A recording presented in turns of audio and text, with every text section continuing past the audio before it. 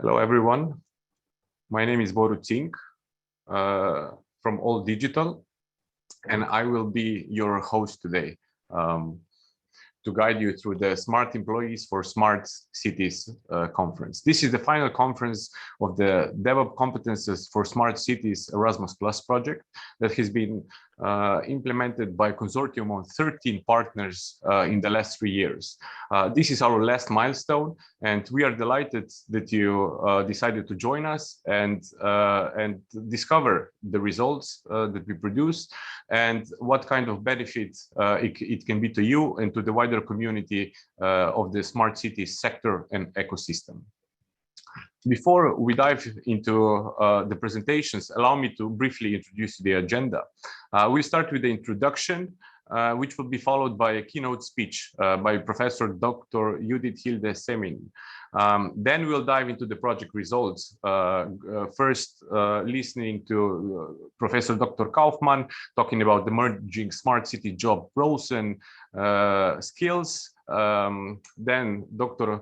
Panagiotakopoulos will talk about design and delivery of the Smart DevOps curricula.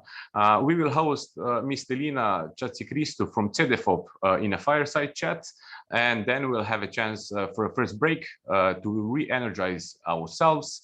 And afterwards, we will dive into the second part of the conference when Professor Kokkinaki and Mr. Kyriazis will present how the pilot delivery of the Smart DevOps curricula went. And last but not least, our coordinator, Professor Dr. Fitsilis and Professor Kokkinaki will present you the Smart Cities Body of Knowledge book. At the end, we reserve time for Q&A session, but please do post your questions in the chat in between. My colleagues will note the question down and we will return to them in the Q&A session, where we hope to also have an interesting discussion, either to explain more in depth certain things that we will present and explain, or listen to your comments and react to them. Again, thank you very much for joining the conference. And without further ado, I would like to invite Peter Palvoglyi, CEO of All Digital, to take the floor and introduce you to the conference and welcome you all. Please, Peter, the floor is yours. Thank you. Thank you very much, Borut. Hello from Brussels. My name is Peter Palvoglyi, CEO of All Digital. And on behalf of the DevOps Competences for Smart Cities Project Consortium and my organization, All Digital, I would like to welcome you to the project's final conference, which is entitled Smart Employees for Smart Cities. And today you will have the opportunity to learn about how to bridge the gap between today's and future skill demands of the municipal workforce. And I would like to take the opportunity to say a few words about my organization, All Digital. We are a pan-European international association. We are based in Brussels. We are representing 75 member organizations who work with 25,000 different sort of digital competence centers across Europe, who are supporting the development of digital skills of 1.5 million Europeans every year by providing them with training and advice. And our focus is on all people in all sectors who need to develop their digital skills. And we believe that everyone should be able to benefit from digital transformation. All Digital, my organization, is a member of the DevOps Competences for Smart Cities Project Consortium. And I would like to say a few words about the concept behind the project and aims of the project itself. The concept of a smart city has been evolving over the time and according to the perspectives of involved stakeholders. At first, smart city was defined by the use of sensory infrastructure that enables the collection of data that was then processed and provide information to decision makers, also to support efficient management of resources and services, which is fine, but it's not enough. Some development stages later, our understanding of smart cities have changed importantly. Today, we understand that smart city goes beyond the use of digital technologies for better resource use and also less emissions. And today we talk about smarter urban transport networks, upgraded water supply, better waste disposal facilities, more efficient ways to light and heat buildings. It also means more interaction and a responsive city administration to provide safer public spaces and also to meet the needs of an aging population in our cities. The cities also play a very important role in achieving the climate neutrality by 2050, which is the goal of the European Green Deal. Cities take only up to 4% of the space they occupy in EU lands area, but they are home of 75% of EU citizens. And furthermore, cities consume 65% of the world's energy and account for more than 70% of global CO2 emissions. So the climate mitigation is heavily dependent on urban action. And the European Commission announced the EU mission in the Horizon Europe program that will support cities in accelerating their green and digital transformation. And in particular, European cities can substantially contribute to the Green Deal target by reducing emissions by 55% by 2030, and to offer cleaner air, safer transport, less busy streets, and noise to citizens. That's an amazing challenge. But let's see how the DevOps competencies for Smart Cities project fit into this narrative. Smart city ecosystem is comprised of most of all people, but there are also organizations, businesses, policies, technologies, legislation, processes which are integrated to create the desired outcome. And within this context, people are the most important constituents in these efforts. And we have to have a highly skilled workforce, which is a key in rendering smart city ecosystems a reality. As Professor Dr. Vasileios, Smart DevOps Project Coordinator, notes in the Smart City Body of Knowledge book, which will be presented later, he says, although for several years we were working on the development of this new and smart ecosystem, quite recently we discovered that the people factor was not considered sufficiently. And we realized that even billions were invested in technology and urban development, not sufficient effort was spent in training the necessary workforce in smart cities to fulfill the vision. So the project, which is an Erasmus Plus Sector Skills Alliance, focuses exactly on this particular challenge, people. So to be more precise, the project addresses the shortage of digital and transferable skills of public sector employees and other professionals who are working in smart cities and support them in their professional development. So the conference today will present the conclusion of the project, which started 3 years ago, and today we will present you the results of the work, and hopefully we can symbolically lay down the fundamentals of further future collaborations. And we would like to build on the excellent work which has been done by the 13 partner organizations from Belgium, Cyprus, Germany, Italy, and under the leadership and guidance of the University of Thessaly. So in short, today you will hear about 3 new smart city professions, also an extensive list of smart city related competencies, how we developed and delivered VET curricula to hundreds of trainees, and which I already mentioned, the Smart City Body of Knowledge, which is the first international book covering smart city professionals' needs and competencies. And finally, I would like to congratulate and thank Smart DevOps project partners and everyone involved in the project for your hard work and dedication to excellence, quality, and collaboration. And many thanks to our guests who accepted our invitation and will speak at the conference today. And of course, last but not least, thank you, the participants, for joining us today. And by this, I wish you an excellent rest of the conference. Thank you very much. Thank you, Peter. Thank you for kind words and this introduction. Without further ado, I would like to move to our second session, the keynote speech.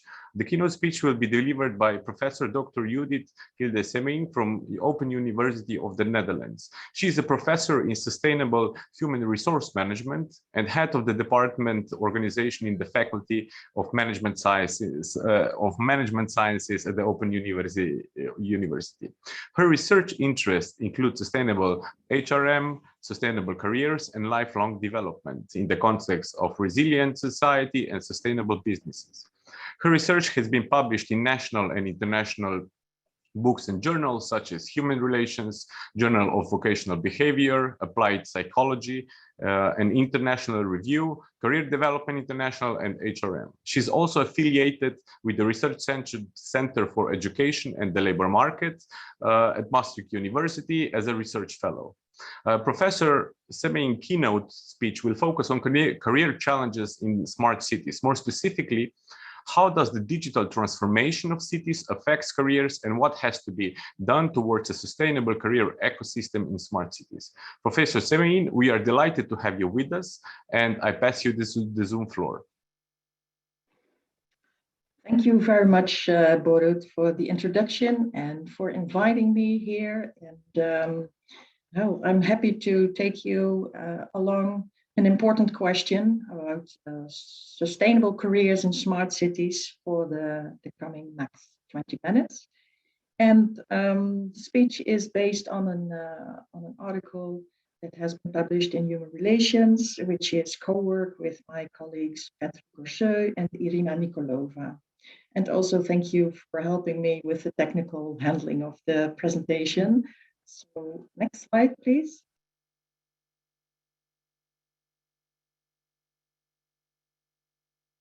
Yes. What can be done towards a more sustainable career ecosystem in smart cities? That's the main question for this talk. And of course, you already know a lot about smart cities, but maybe a bit less about sustainable careers. Next slide, please.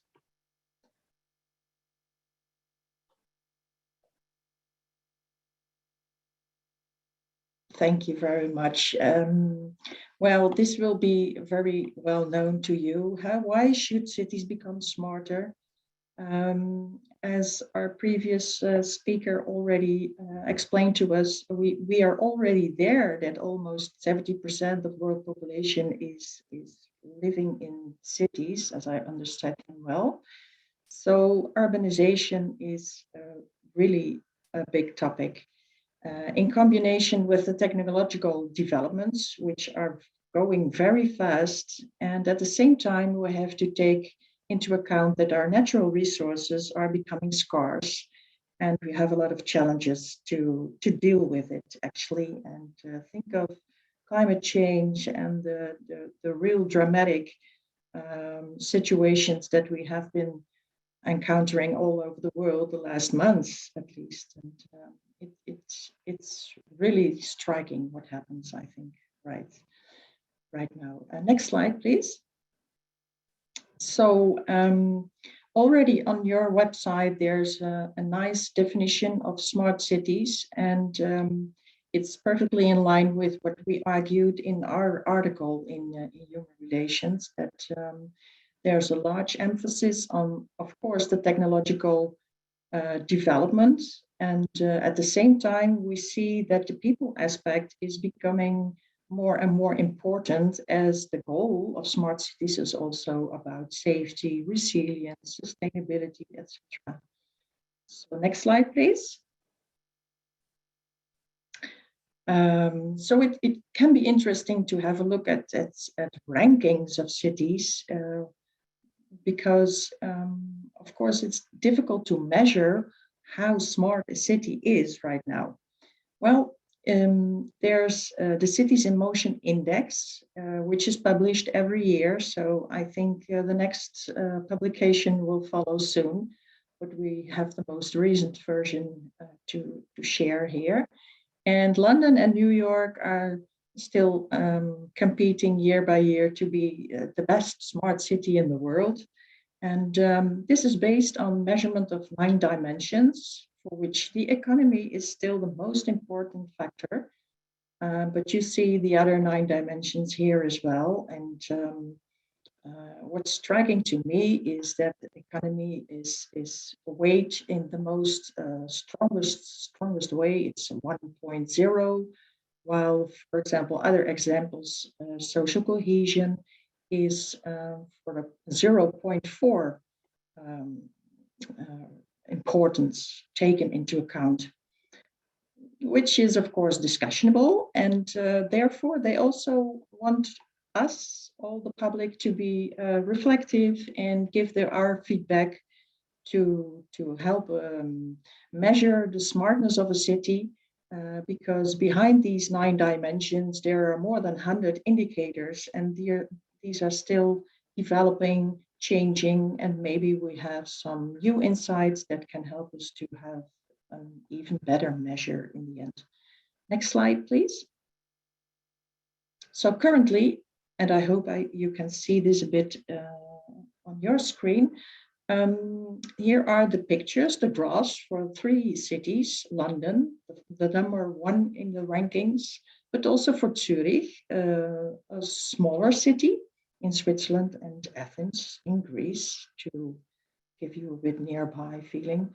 And as you can see, there are some differences on the different dimensions, but there are also similarities.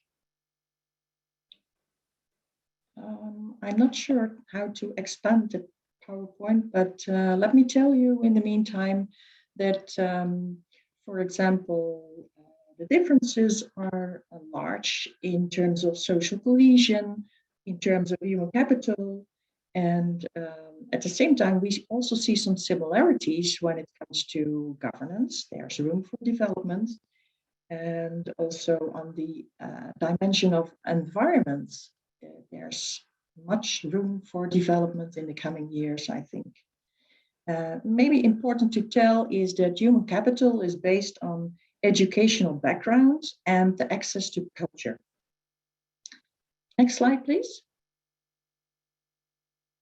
So that's the basis for smart cities. And now I'm going to explain a little more about the career theory on sustainable careers. Actually, sustainable careers is the most recent concept that we developed based on earlier literature, which is about boundaryless careers, protean careers, intelligent careers.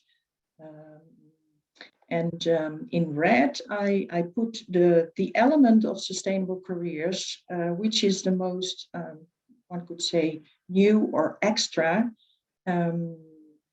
next to the characteristics of earlier concepts. Crossing several social spaces is already connected to boundaryless. Individual agency, we know very well from the protean career theory, and providing meaning to the individual is already explained in the intelligent career. So taking it together, next slide, please. We could say that sustainable careers are especially important because we all have to work longer. We are growing older, and it's important that we are able to work in a healthy, in a happy, and a productive way, which is also explained in theory about sustainable employability, for example. So one could say that health, happiness, and productivity are also indicators for how sustainable the career is. And for smart cities, sustainable careers should fit, of course, which means that they have to be mutually beneficial for the individual, but also for organizations and the smart city as an environment. And again, the longer term perspective should be taken into account and addressed. So it should have a systemic and developmental long-term perspective. Next slide, please.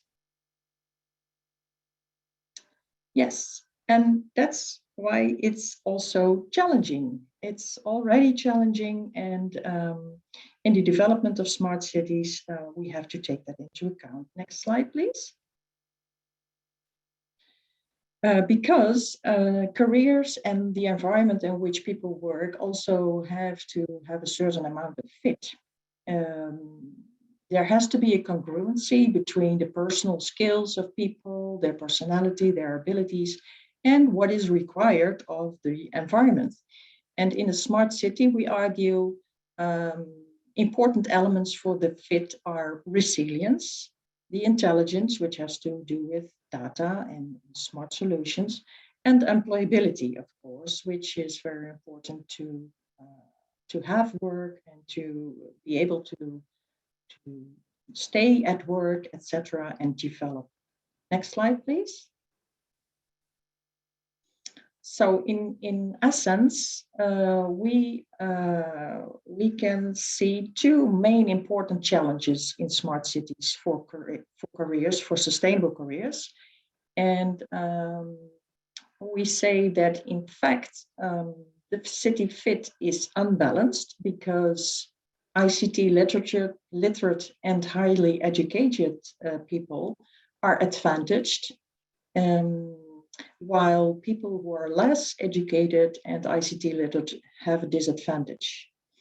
And it's difficult to keep up with the challenge because the fit is also volatile. Technology and organizations are developing very fast and continuously, which means the context of your career is also changing. Next slide, please. So what would be possible solutions to keep up with these vulnerabilities, so to say, and help create sustainable careers? Next slide. We argue we have to put emphasis on three main aspects, which is connected to an important focus point for fit in a smart city. That means continuous development and learning, the connectivity, which is related to intelligence and related to the employability possibilities, flexibility and adaptability for people in the smart city. Next slide. So first of all, we put skills and talents more central. It means that for sustainable careers, we have to facilitate continuous and smart education, of course, for ICT literacy, but again, for different skills and expertise fields that that develop in the ongoing process in smart cities.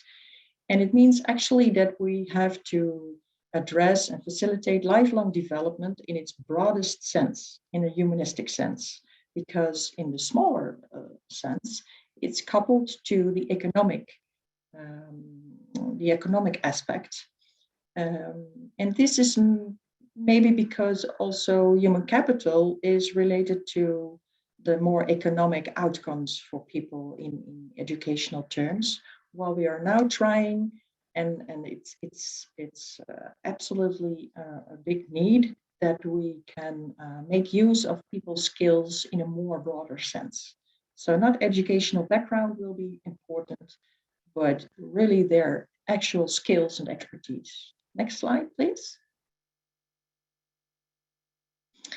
And to create this possibility to further develop, we also argue to create and co-create career communities in smart cities, which means that people have to be able to participate in the governance of a smart city. It appeals to the democracy element, and it appeals to the co-creation of new businesses, for example. This is why also people have to have ownership of finding and generating their career support and be able to self-organize support structures or co-organize support structures, which means that the city policy, the governance, is also facilitating, for example, in thinking about providing and facilitating external coaching for people in their careers, and try to find measures and things, solutions to help people in their individual questions. Next slide, please. So trying to provide these possibilities for continuous learning and skills and expertise, as well as creating career communities, it also requires a more network-centric organization in which all relevant stakeholders, and they can change and they can develop, are committed and can participate in this organization. For example, to create more innovative solutions for certain issues in the smart city. And of course, a public and private collaboration has to be included then as well. And it also requires a certain amount of trust among these parties, which is a challenge in itself sometimes. It also requires a new type of leadership, which means that who will be responsible for this organization? We think that city governance should take at least an administrative leading role, and new leaders will have to put emphasis on the network and the collaborative side. To give a more concrete example, in Singapore, which is ranked 9 in the ranking of the smart cities in the index that I showed you before, it brings together in an initiative high-tech, biomedical, media companies with educational institutes and communities to create a more knowledge-intensive and innovative urban ecosystem. Next slide, please. And of course, it's an initiative that takes some time, maybe, because as you can see on the human capital dimension, there's still a lot of room for development in Singapore, while social cohesion is already addressed. And they can also gain a lot of development in the governance dimension. So maybe it takes some time to reflect the results of the initiative, or possibly, centrality of skills might be a point for further development. And in all cases, the human aspect is really an important issue. Next slide, please. So if we have a look at these challenges and solutions, my question for you today would be, what do these solutions mean for competencies for the smart city professionals that you are thinking about and reflecting on? And is it possible to include it in their professions, or do we need a separate type of smart city profession to take responsibility of the career ecosystem? Well, thank you very much. Next slide, please.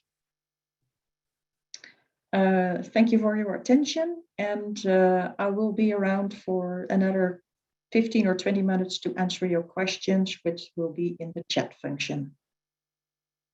And I hope to have give you some food for thought. Thank you, Professor Semeijn. Definitely, you gave us the food for thought, and you offered an excellent overview of the challenges and also offered the solutions. So, when listening to you, I see that I would argue that with the Smart DevOps, we do fit into the solution part. And we definitely look forward in years after the project to connect even with more stakeholders and players to address these challenges, because it's key that we solve them, or trying to solve them for the maximum benefit, not only for developing the ecosystem, but also, of course, for the benefit of all citizens and people living in cities. As Professor said, she will be around in the chat to answer your question or to comment. We will also share, my colleague will also share her email address if you would like to dive into a more in-depth discussion. But before I move on, I would like to call for a virtual applause for Professor Semeijn. And thank you very much again for responding positively to our invitation. And we wish you all the best with your future work. And also, hopefully, we will meet and collaborate soon again.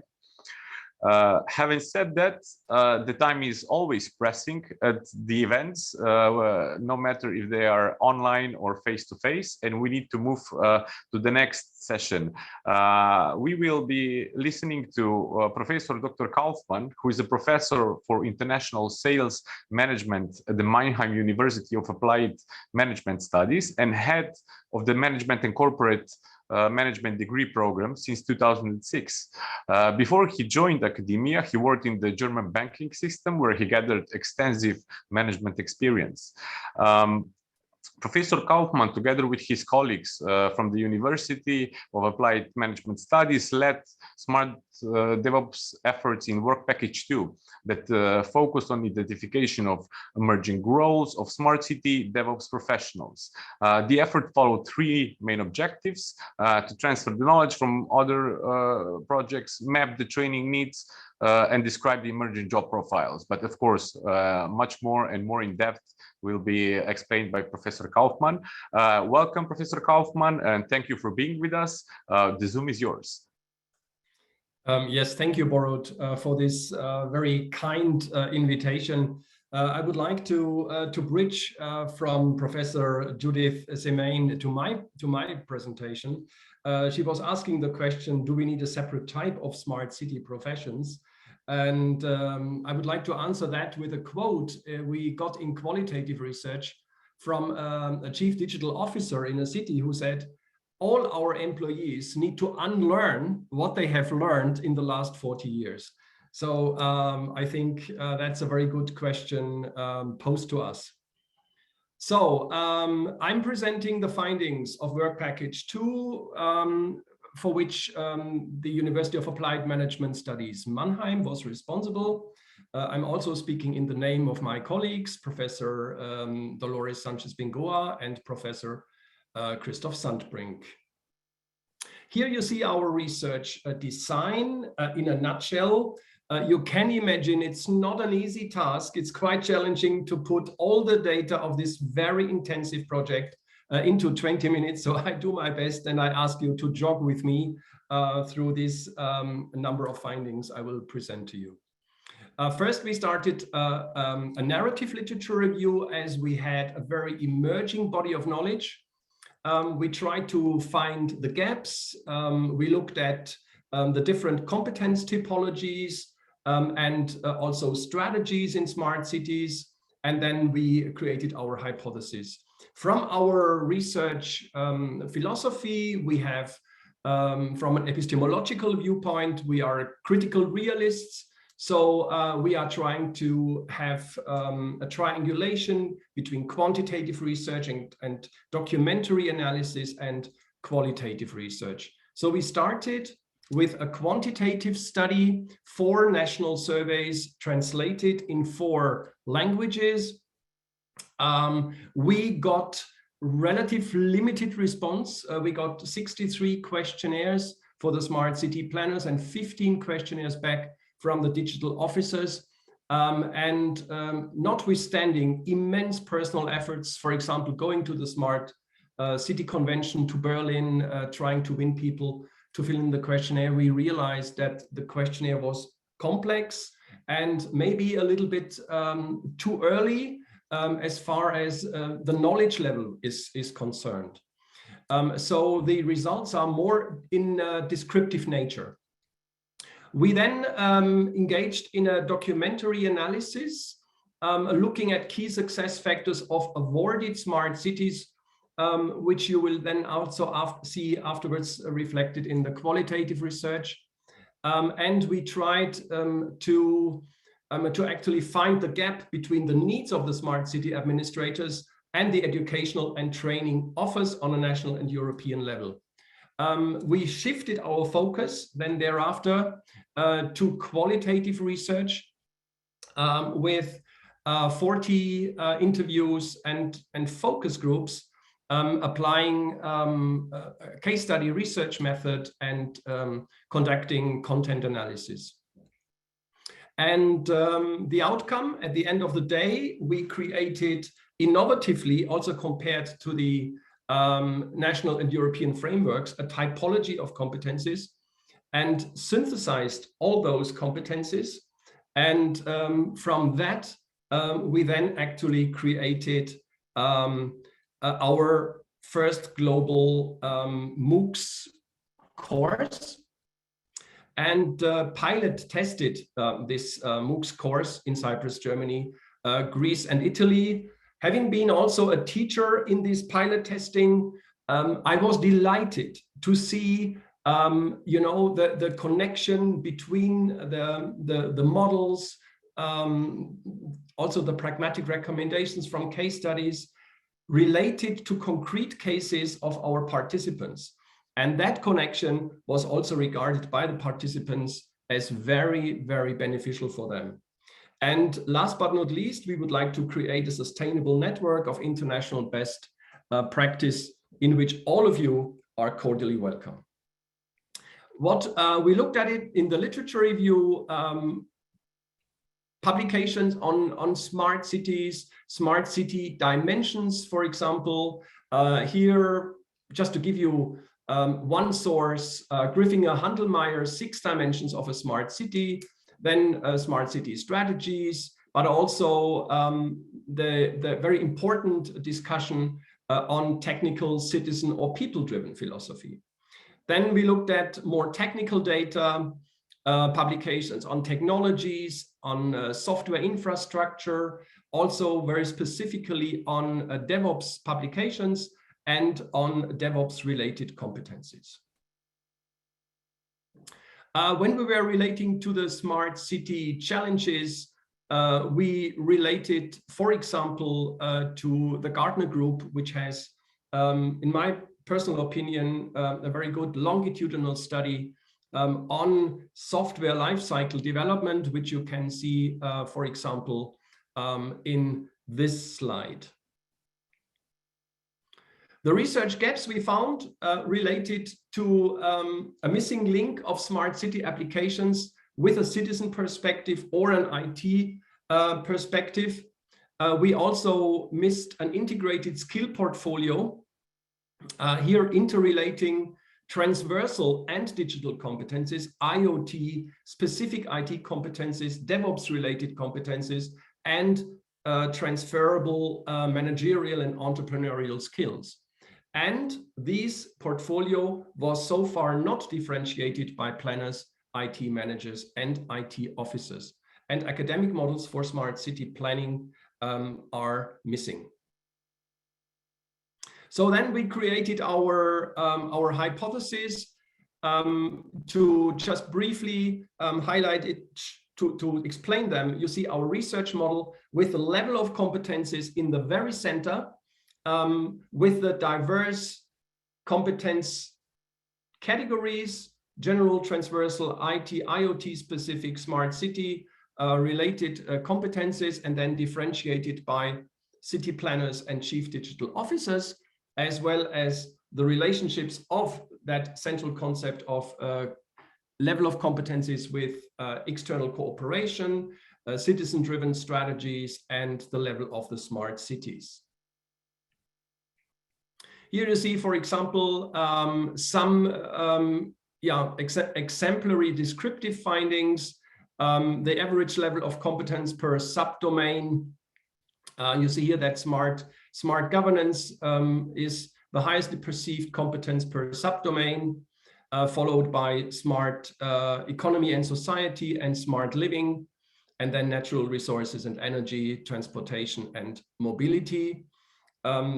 By the way, transportation and mobility is the most important future smart city domain as identified in our research.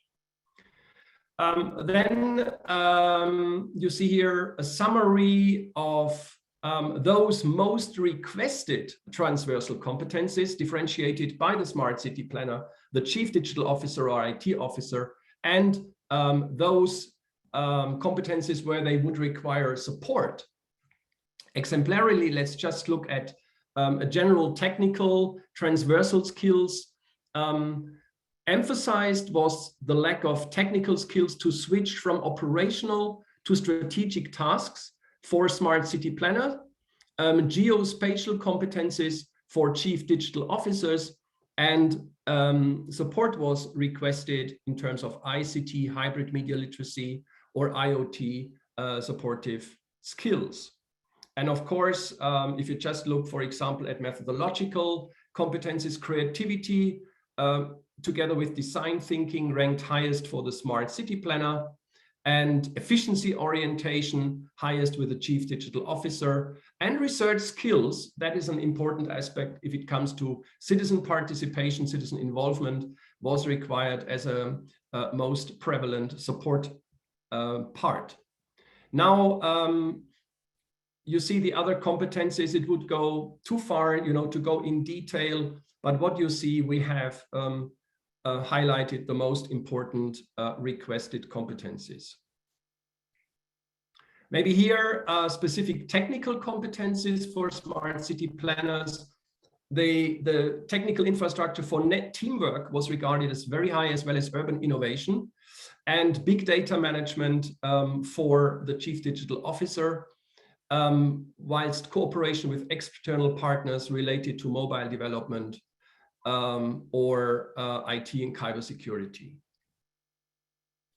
What was interesting to find was that the competencies in which the training is mostly needed do actually not overlap with those competencies which are chosen for cooperation. So therefore, we conclude that these competencies are rated as very important and should be trained and existent before cooperation takes place in-house. You can see that in this diagram. We have tried structural equation modeling because you might get multivariate analysis data with very small response rates. So you see there is a strong relationship, significant relationship between integrating DevOps competencies in your internal team and the cooperation with external DevOps team. Again, interestingly, the most important ones are trained in-house, and the others are then outsourced. And also this cooperation has a high significant relationship to adding future value to a smart city. You see that these are the two main preferred options of the cities to train their employees, their people. First consultants, but almost at the same level, online and distant learning. So the DevOps research project really fills here this niche, in my view, perfectly. So a few takeaways so far. The research confirms the existence and training of competencies to be conditional for priority setting of services and requested collaboration with external partners. This was another finding. Once the city administrators perceived a high level of competence, then in this area, in a certain smart city field, then this field was also regarded as high current and future important. So the competence might be conditional for the priority setting, as well as the partnership cooperation. This can be seen, for example, in this basic model, but I think it is the fundament. It could be a very basic fundament for future research, because we didn't find that interrelationship between competencies, priorities, and collaboration so far in the literature, for example, on urban management. So the alpha and omega actually in this process are the competencies which might have a bearing on the priorities the smart city is choosing, and might also be responsible for the extent of external collaboration, which could, for example, be then applied in a model for urban management, which you see here, starting with the competencies. These are the DevOps competencies, the various categories, and with these competencies, then the priorities are selected, and in the consequence, also the collaboration between the smart city ecosystem stakeholders. By the way, that was regarded as the most also as a lacking skill, these coordination skills within the ecosystem. And in this cooperation, then achieving value, for example, achieving your desired smart city outcomes, such as quality of a citizen's life, sustainable standards, and so on. The findings of the qualitative research summarized in a few words. We have asked here cities who have been awarded for excellence in the smart city planning process and implementing process. And we see that smart city infrastructure was a very important aspect. I can show you the narrative, for example, here. But what it actually means is the synergy between the national, regional, and local data is so within an SIT system, very important. Then strategy for digital transformation. The participants mentioned to take the external environment, legal, ecological, social into account, together with a tandem of urbanization and digitization.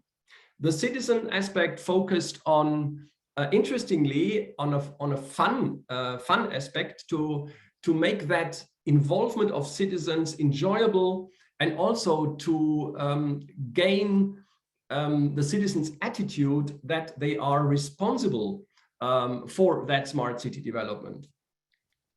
The skills confirmed our typologies perfectly.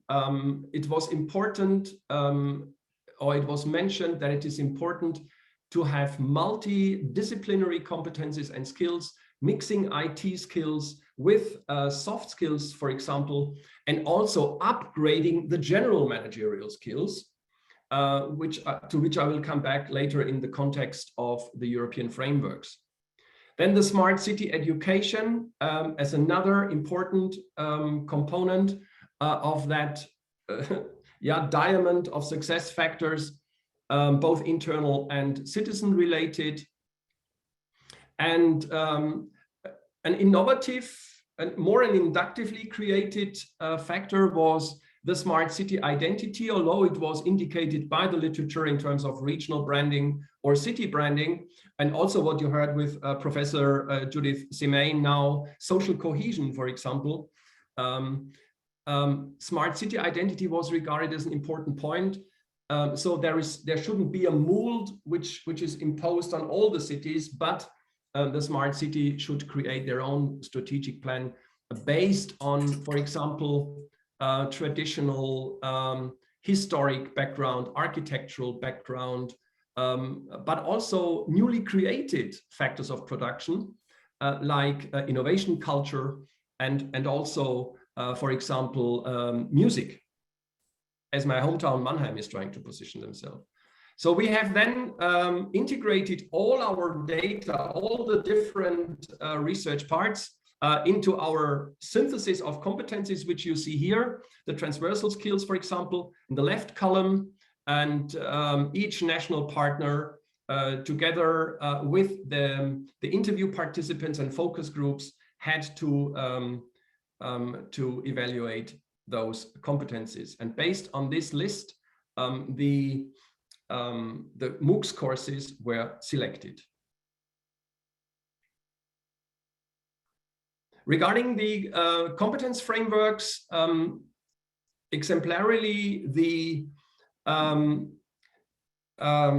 competence framework of ECF, the electronic competence framework, but also Entrecomp framework.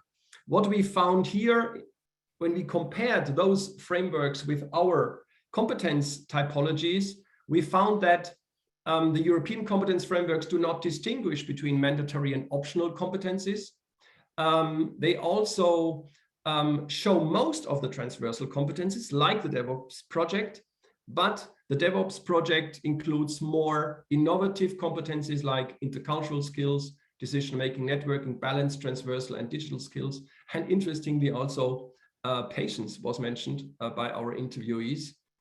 And DevOps related competencies are not provided yet in the European competence frameworks, except one point. And regarding the general IT management competencies, again, the European frameworks seem to cover more the traditional ones rather than the newly to be developed, such as DevOps or Agile methods. For example, the participants applied still more traditional programming, web programming, and DevOps only to 17% and Agile methods only to 19%. So there is a huge demand to catch up.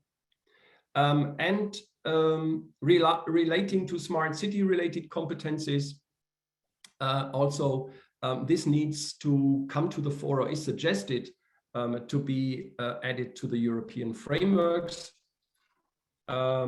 as well as very specific central citizen centered philosophy as enhanced by the DevOps project.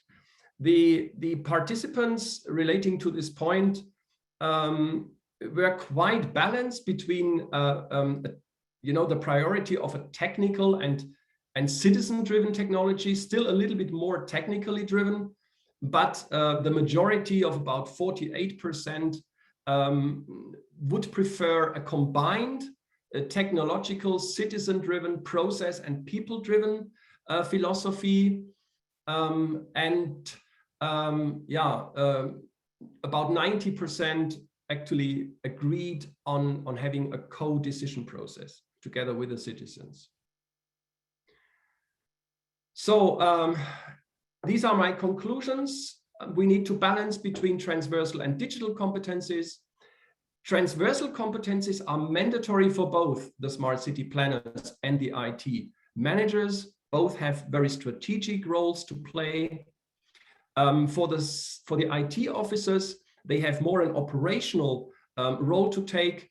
A separate training would be suggested with more optional transversal competencies. And as I already mentioned, DevOps includes the more updated transversal competencies compared to the frameworks, such as ambiguity, tolerance, emotional intelligence, strategic vision, intercultural skills, leadership and management, stakeholder management, or as we have heard, network management, knowledge management, and advanced presentation skills. The further research, it would be fantastic if we could increase the sample size, and it would be lovely to conduct that research actually now, once more, replicate the quantitative research, but together with qualitative research and the documentary analysis, we have quite a stable fundament. Digital sovereignty could be an interesting topic to research in the future from a citizen perspective. Also think about the IT security aspect for citizens. Then eventually a specific focus on marginalized groups, of how we include them into society from an identity perspective, social cohesion, societal implications, brain drain from the regions, which is an important aspect in many European countries, in Italy, Mezzogiorno, in Spain, for example, and also, for example, in Germany. And eventually we could research in a differentiation of smart city strategies as to capitals, small cities, and especially regions. And then also eventually differentiate between strategies of more low context and high context cities. COVID-19, of course, would be a very fertile ground for further research, especially using artificial intelligence. And here there's a very interesting scientific network, Data for Good, to which you are really recommended. And more explicitly, and these are my final words, I think we should link DevOps more to the benefits, to the mutual benefits it creates, rather than focusing only on a new technical paradigm.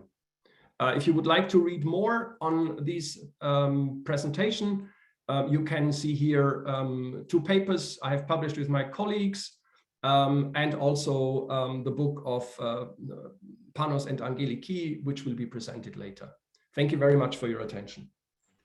Thank you, Professor Kaufmann. Also spontaneous virtual applause for Professor Kaufmann. All the presentations will be shared with you after the event. We also got the question from Lamprini, which we will answer later on, or if Professor Kaufmann wants to respond immediately in the chat. But yeah, please be active. This is also the aim of the conference. It's not just us speaking, but also responding. But on the other hand, we also have a lot to say. So we try to balance these two aspects of the conference. We go further. We go on the next session. We'll have Dr. Panagiotakopoulos from Hellenic Open University with us, explaining design and delivery of Smart DevOps Curricula. Dr. Panagiotakopoulos is electrical and computer engineering doctor. He got his PhD at University of Patras. He's a member of Technical Chamber of Greece, and he's been working since 2011 in the educational content and educational methodology lab at Hellenic Open University. He led Hellenic Open University team that designed the VET curricula and based the VET curricula based on identified competences, and developed the VET delivery methodology consisting of MOOC, blended training course, and work-based learning. Theodor, it's a pleasure to have you with us. The Zoom is yours. Hello, Borut. Thank you for the introduction. I know my surname is hard to say, even for Greeks. Thanks, Professor Kaufmann and Semeijn for the great presentations. And let me turn the lens on some more applied issues, and starting where Professor Kaufmann left it. We have identified three job roles, three smart city job roles. These are the smart city planner, the smart city IT head, and the smart city IT officer. Their descriptions have been briefly provided. I will not go into them in detail. We have also said some things about the smart city skills, the emerging smart city skills we have identified in the early stages of our project. They are grouped in four categories: the soft or transversal skills, digital skills or general IT knowledge, the smart city specific skills, these are domain specific skills, and the DevOps skills. In total, these skills are 42, as which were identified through the process previously described. And now we had to take the next step. We have our three job roles, we have our 42 smart city skills. What is the next step? The next step is to map the skills into the three job roles. How did we do this? We used a survey. We did the survey using a questionnaire with 60 participants from all the countries that can be characterized as smart cities. We had 60 participants, 20 academics, 20 participants from industry, and 20 participants from municipal authorities. In order to choose the participants, we used the two indexes, the Cities in Motion Index, which was previously described. It utilizes 101 indicators to reflect both objective and subjective data to define the smarter cities worldwide. We also used the 100 Intelligent Cities Challenge, which is, it was launched by the European Commission to support the transition of European cities towards a more digital, service-oriented and low-carbon economy. The academics, 20 academics, were selected based on publications in the last 5 years from the Scopus database under the field of urban studies and more especially smart cities. We defined the participants in this survey were called to define the optional and mandatory competencies per job role, and we compiled 4 national reports from Greece, Cyprus, Italy, and Germany.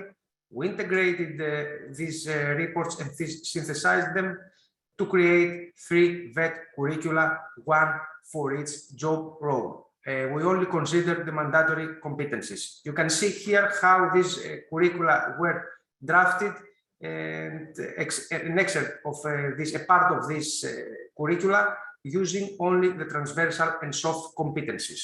The columns are used for the 3 job roles, and the ticks, the check marks, show which competence was considered as mandatory for each one of these job roles. As we saw, future smart city employees will require a variety of new skills.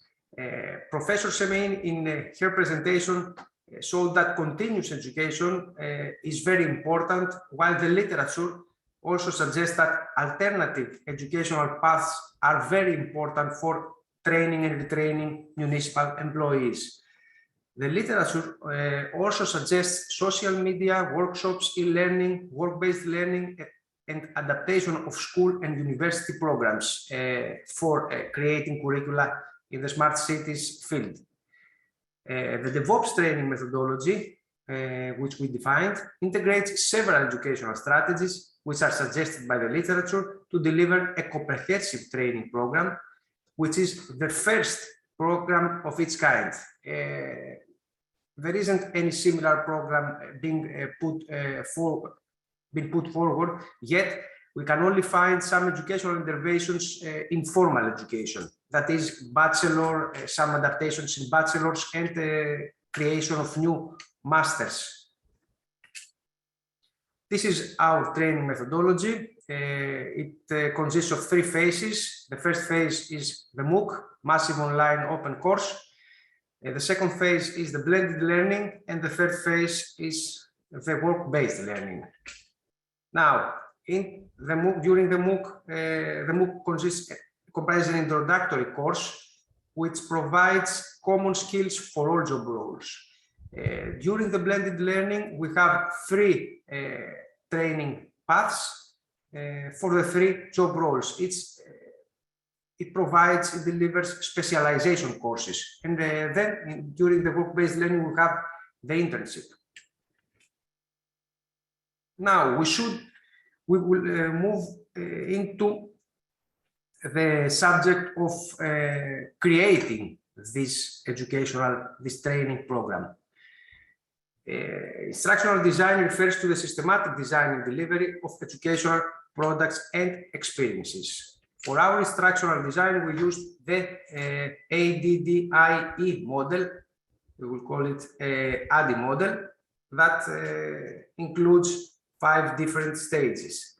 The ADDIE model provides a versatile framework to develop high-quality online learning programs. It's particularly effective for large and complex courses, such as the one we described previously for the DevOps project.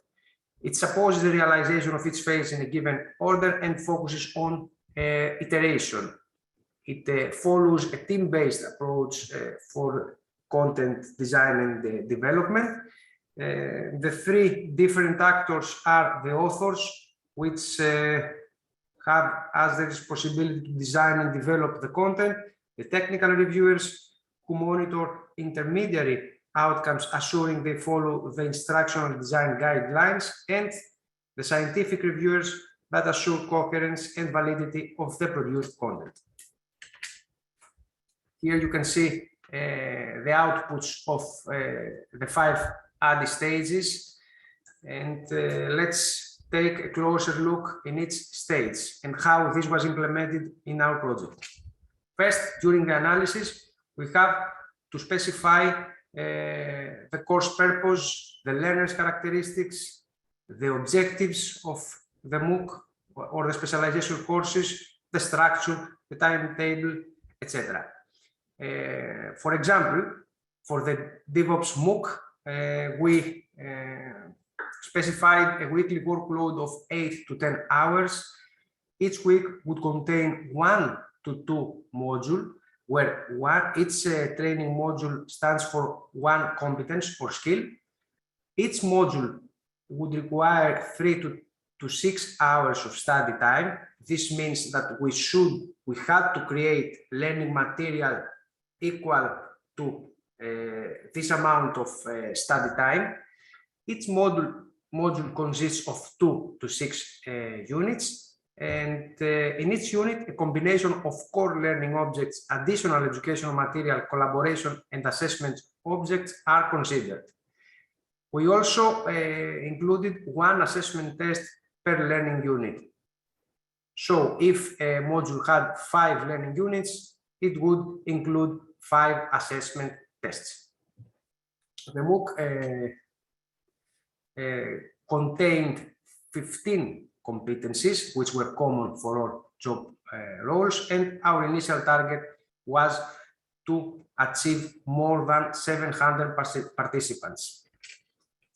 You can see the DevOps MOOC structure here with 11 weeks. The modules were selected from the 4 categories we saw previously, and each training module had 2 to 6 learning units. The second stage is the design stage, which is the most demanding one, and its main outputs include the description of each training module, description of the units, definition of the learning outcomes of the module, of the units, and each learning object should lead the learners to achieve, the definition of the learning objects, and the definition of the assessment objects. You can see here the flow, the workflow of the design stage, and how all different actors are engaged into the design process. In order to fulfill the design of the DevOps MOOC, we used a number of templates. You can see here which these templates are: TB1, TB2, TB3, and so on. For example, this is the template for describing the course, the course module, its training module.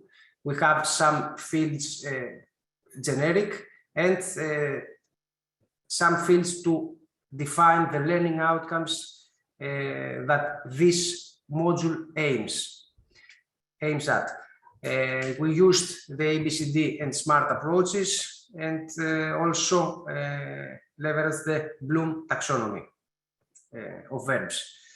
Also, as you can see at the bottom of this figure, we had the structure of the units of each learning module.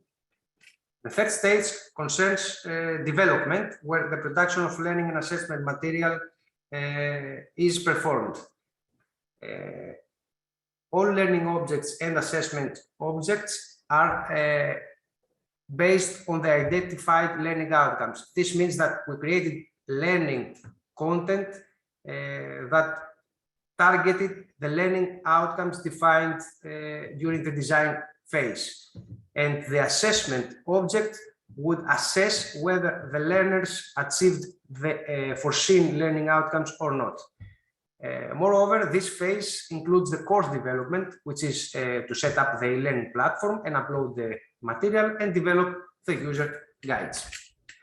Finally, the two later stages are implementation and evaluation.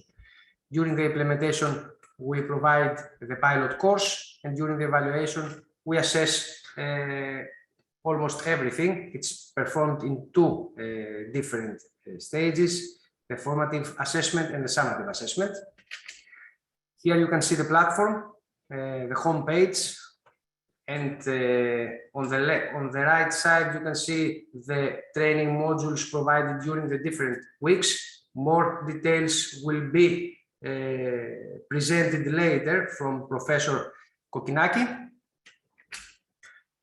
Here is a closer look in each week, how the material, the content, the learning content was structured and how our learning environment, with which layout it included the learning environment to facilitate the learning process.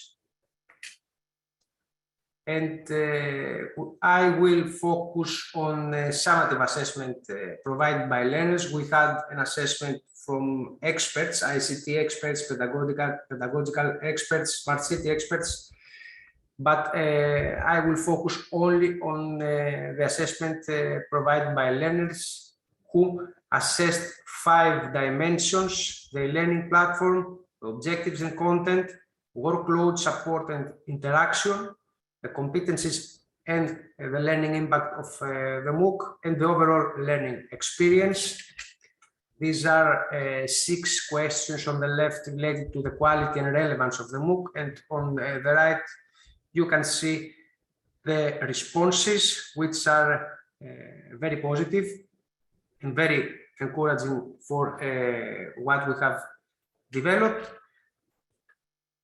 This is it. It can lie concluded that we used a competence-based approach and a learning outcomes-based approach to develop our e-learning courses, which provide a high degree of modularity, adaptability, and flexibility. This means that our approach facilitates replicability and modifiability, thus enabling transferability in different urban contexts to address different smart cities needs in terms of skills and job roles. Thank you very much for your attention. Thank you, Dr. Theodor. You see what I did there?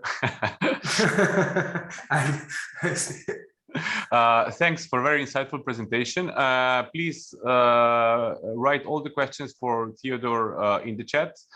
You can also contact him via email, which will be shared by my colleagues in the chat now. And now it's time to move for a bit different dynamic session.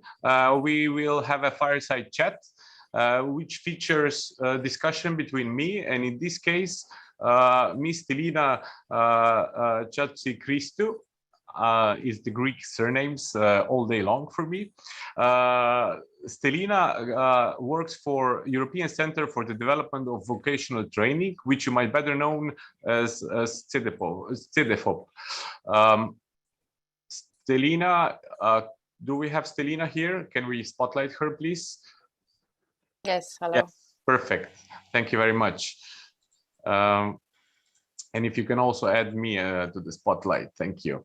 So Stelina is an expert in the Department for Vetted Skills at CEDEFOP. She's leading their research on job skills and vet for green transition, and she also contributes to the center research on skills intelligence and skills governance. Before joining CEDEFOP, Stelina worked in the private sector as a researcher and policy analyst, where she focused on comparative analysis of vet skills and entrepreneurship. Stelina, welcome and thank you for being with us. We are delighted to have a chance to discuss with you how, or from CEDEFOP's perspective, sectors, organizations, and employers, and also other stakeholders can proactively address the challenges concerning skills development needs. For the warm-up question, I'm sure many know CEDEFOP, but some don't. What's the mission and role of CEDEFOP? Thank you for the invitation, Borut. We are, I should say, we'll mention later, we are doing similar work on smart and green cities, and this is how we are aware of the DevOps project, and we very much value the work that you have already done. So for CEDEFOP, for those that do not know us, CEDEFOP is the European Center for the Development of Vocational Training, is an agency of the European Union, situated in Thessaloniki, Greece. And its main work is to support the European Commission in the design and promoting of EU vet policies, I welcome you to visit our website, which is actually a new one, and I think that visitors will enjoy the new features of interoperability between the various areas of work. So CEDEFOP works on an array of areas relevant to VET, from the European qualifications frameworks and national qualification frameworks, micro-credentials, teachers and trainers, early school leavers, and of course the, let's say, employment and skills and employment side of research, where we explore the impact of megatrends such as digitalization, now the green transition. We use the tools that we have in place for skills anticipation tools, such as this skills forecast that CEDEFOP has been running for decades, and indexes such as the EU Skills Index for, let's say, ranking countries in terms of performance regarding skills development and utilization. And last but definitely not least is our Skills of Weight online tool that is we scrap online job vacancies websites in order to understand in as much as possible real time from real time big data what are the skill demands of employers regarding specific occupations, sectors, but also countries. So it's also very important to note that CEDEFOP is collaborating with networks, and we very much value the collaboration with these networks, and of course with social partners whose role is absolutely crucial in achieving the goals of the green transition that we are working on now primarily, but also any type of addressing any type of impact on skills and labor markets at EU level. Thank you, Stelina.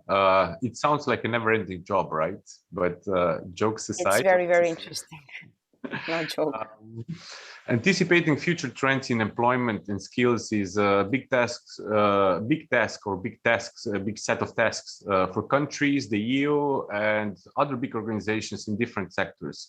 And it's a task that might seem daunting from a perspective of municipality, region, SME, and similar stakeholders. In your opinion, how can stakeholders identify future trends in employment and skills? Yeah, this is a very interesting question, and it actually mirrors the work of CEDEFOP. A pillar of our work is what we call skills intelligence, which is the outcome of an expert-driven process in identifying, collecting, and synthesizing in a meaningful way quantitative and qualitative information in order to support policy decisions, specifically regarding, for us, VET provision. So skills intelligence is the fuel, if I may say, for any interested stakeholder in identifying skill needs. We need to use the existing tools, and there are significant tools in place to understand what is the current state of play, but also the main drivers for changing specific skill profiles in occupations and sectors, or when we are talking for countries at national or regional level. What is important to note is that because of the complexity of the labor markets, and of course of the currently several megatrends that are affecting labor markets, it's the demographic challenge that is very significant especially in some member states. It's the digitalization and overall the technological uptake that transcends sectors and occupations and our way of living. And since 2019, the European Commission has adopted the European Green Deal, which is the new growth strategy of the EU. So, of course, efforts are also focusing on achieving the goals of the Green Deal in order to not only to to make the transition happen, but actually to reach a new green paradigm in our economies and societies. So all these are very important and complex trends and phenomena that can be, the impacts of those can be identified through what we can call more traditional, let's say, tools for skills anticipation, which can be the skills forecasts, the skills foresights, which is what we also engage in regarding smart and green in green cities. It's surveys on for employers, for employees, but at the same time, those each tool actually has benefits and some limitations, and it's the combination of them that can provide a more holistic view of what are the implications for specific sectors and occupations. Now the technology has offered us even more, let's say, advanced tools, such as the big data from online job vacancies. And as I mentioned earlier, CEDEFOP is also pioneering in that at the EU level. And we are collaborating with Eurostat on that in our Skills of Aid tool, which I really welcome you to check online. So in order for stakeholders to be able to address the changes in the occupations or the sector they are interested in, or the national level they're interested in, it is important to identify which are the tools that can provide them with the suitable and high quality information and combine. CEDEFOP has done significant work in developing guides for stakeholders, specifically regarding the use of those skills anticipation tools. It was a series of 6 guides developed some years ago, and this year we took an additional step further to explore how skills forecasts, skills foresights, but also AI, big data can support the identification specifically of the technological uptake. As we have discussed, I will share with you a short note with the specific links of CEDEFOP tools and publications that I believe can be useful for your stakeholders. And also a last point, all these tools are important in order to understand the needs at the level of the sector of occupation, etc. As I mentioned earlier, CEDEFOP does work at EU level. For example, besides the skills forecast, we run the skills foresight work on specific sectors. Now we are focusing on smart and green cities. We run the Skills of Aid tool, but also very important surveys, EU-level surveys on to explore the implications of skills of workers. However, all this information cannot be a sustainable tool in the arsenal of policymakers or interested stakeholders if there is no comprehensive approach to what we call a skills governance system. Such a system is relevant, of course, for national level, regional level, but also sectoral level. And it implies a dedicated system, interlinked processes and activities where all interested and relevant stakeholders sit and discuss and identify what are their specific needs, what are the common goals, how the implications on skills that the skills anticipation tools provide are relevant to broader goals. For example, maybe it's in economic policy or development policy of a specific country, sector, or region. And they also identify how these processes can ensure the flexibility of the information loops, and how the changes to specifically vocational education and training can adjust rather quickly, or to the extent possible, to maybe new shocks. Now we had, for example, COVID, which was an unforeseen shock for our labor markets and our lives. So it is important not only to be aware and use the right tools to identify the skill needs, but also to ensure that this skills intelligence is disseminated among interested stakeholders, and there are specific structures and there are specific processes in how this can be used in policy making in an effective and sustainable way. It's a big system. It has many layers. Just one follow-up question. So CEDEFOP seems far to me, maybe a bit too far. Maybe it looks also a bit scary from the outside.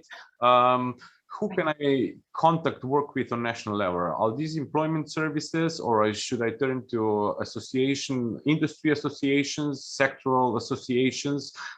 What would you suggest? First of all, I don't know why CEDEFOP seems scary to you. It's a big word.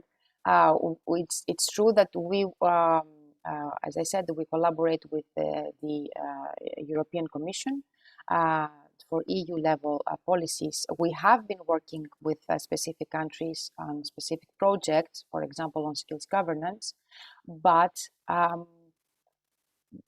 for your specific question, it depends who is asking. For example, in order to understand the implications at sectoral level, it would be important to identify, to do what we can call a skills audit, and understand who are the stakeholders, first of all, that are relevant for the sector. And these are not the same possibly for every country or every sector. If you are looking at the city level that your project focused on, and as I said, it's a focus also of our foresight exercise, it is important to include, as I'm sure you have identified in your work, the stakeholders that are relevant at city level. So you have to include, for example, the municipality.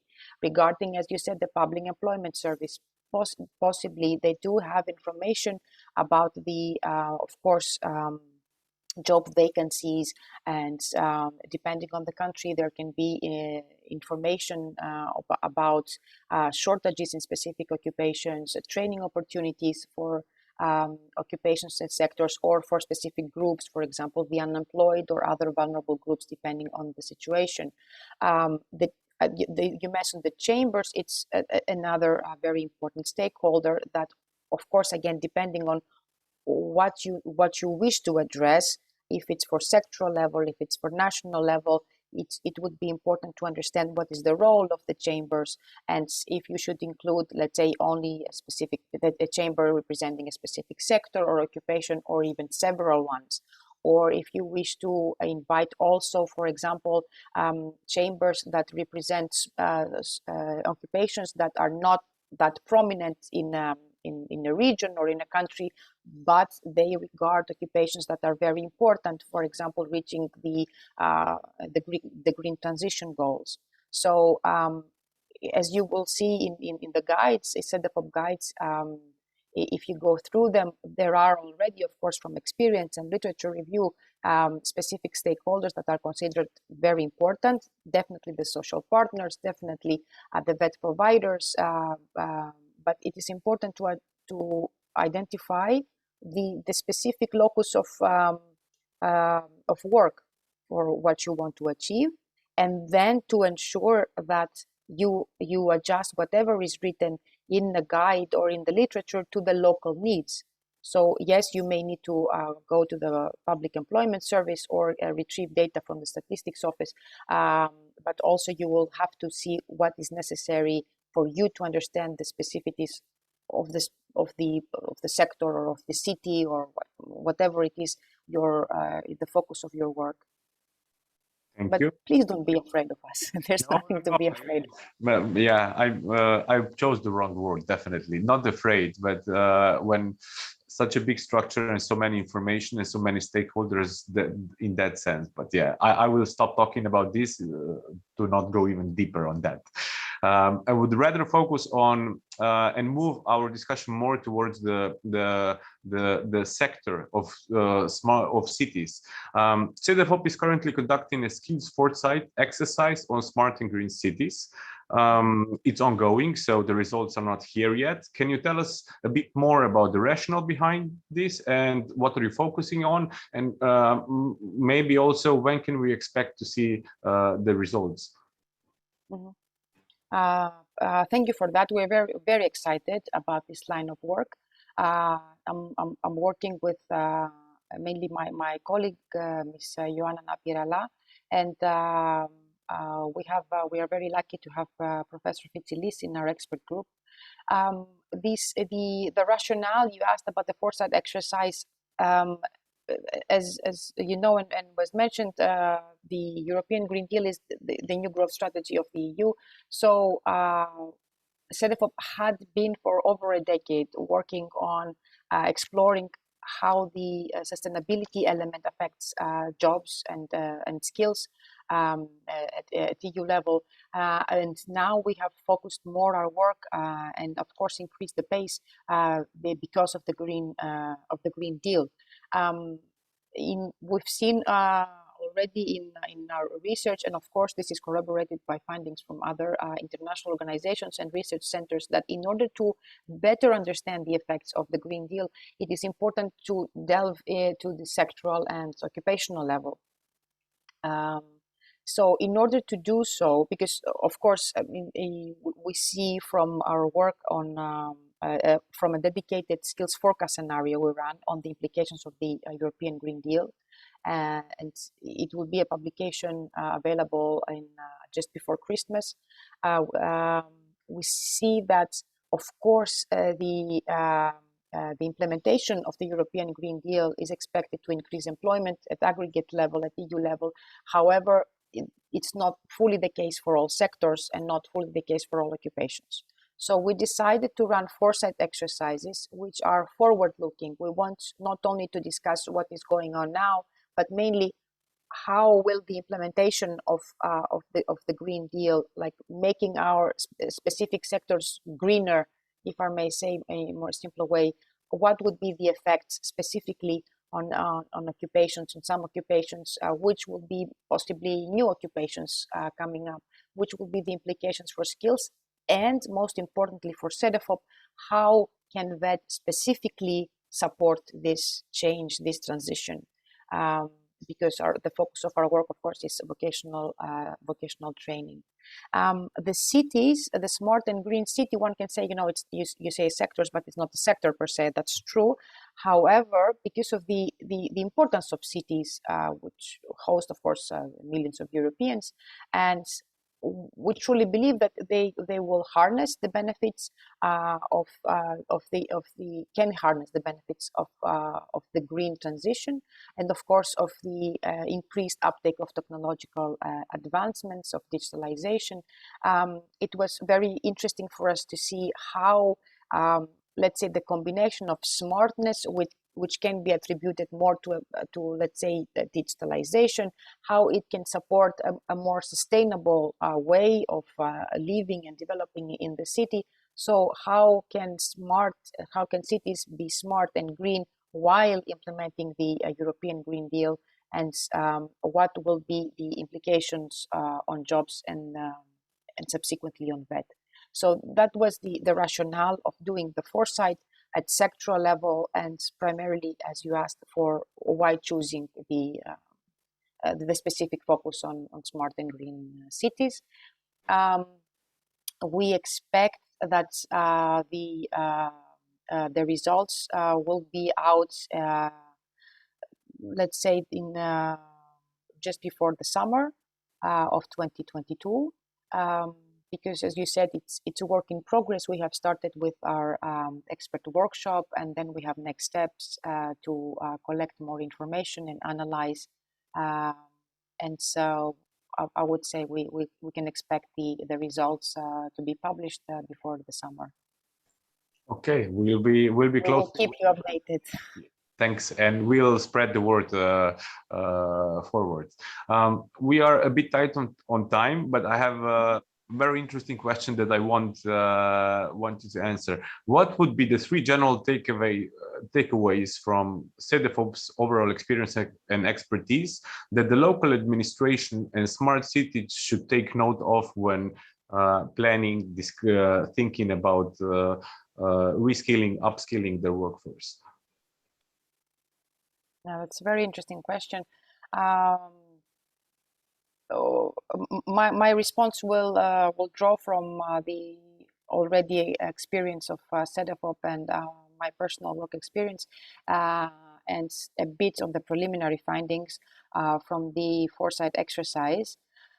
I would say that the 3 key points to take a look at would be that partnerships are the basis for a comprehensive approach. So it is important that they include in the discussions and in the design all involved stakeholders, not only from the public sector, but also from the private sector, because cities, of course, and what we discuss about, the occupations at city level, at municipalities, they are civil servants, but of course it's not in a vacuum. It's part of a wider skills ecosystem within a city or even a region.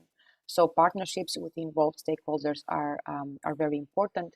Another point would be, as I pointed out, that they need to identify and use various tools, different tools to identify the skill needs, and not only to make skills assessments for the current state of play, but also for the future, because it is not important to have a sufficiently agile system of identifying skill needs, and therefore adjust on time and also in a reasonable, efficient way, adjust the provision of training or of upskilling and reskilling if there is no combination of information, no skills intelligence, and only to rely, for example, only on the information from the statistical office. This information, of course, has to be ensured that it's included in what we can call feedback loops. So we get the information, we combine it, and then we make sure that this is shared with the right people. And it's, for example, vet providers, whoever is going to provide the training to the people working for the municipality. And again, these trainings are evaluated, and the feedback goes back to the top, and we check again in, let's say, 1 year or 2 years if this actually works. So the dynamic character of the labor market, which of course it goes by saying it's always been there, along with all the megatrends we discussed, make this an imperative element of such an approach. And as a third step, I would say that again, it is important to be aware and use good practices for inspiration. And overall, CEDEFOP, through its work and its collaboration with networks, works in that direction. But it's important that there is not one approach that serves equally well all cities and municipalities. So it was mentioned earlier, there has to be adjustment to big cities and small cities, Mediterranean cities or northern cities. It's important to ensure that the local realities are reflected. And this goes to the stakeholders that need to be involved. For example, there are cities situated in regions where they are highly dependent on a specific sector, for example. This has to be reflected along with the representation of vulnerable groups, or a specific indication for the aging population, for example, if it's important for that specific municipality or overall region. So I think this is also like a third takeaway, an important element to take into consideration. Thank you very much. We all noted down. I noted down. So hopefully also the participants, those who are affected by this. Stelina, it's been an honor and a pleasure to host you at the Smart DevOps Final Conference. As you mentioned, you prepared the one pager with links and all the tools and resources and materials that CEDEFOP provides. We will share that with all participants after the conference in a specific email. Virtual applause also for you on behalf of all the participants, because I don't think you can see them. And yeah, all well with your future work, and we are waiting for the Smart and Green Cities skills forecast next year. And with this, we conclude Foresight. Yes, thank you. And with this, we conclude this fireside chat. We took it a bit longer. The program broke down a bit, but not too much. But it's definitely time for a break. Get yourself your favorite coffee, tea, or whatever other beverage, and come back in 10 minutes. We'll shorten it a bit. So see you again at 11:20. And in the second part, we will dive into the piloting experience and the smart city body of knowledge, and have the Q&A session. Thank you very much for sticking with us until this point, and please do come back in 10 minutes. See you at 11:20.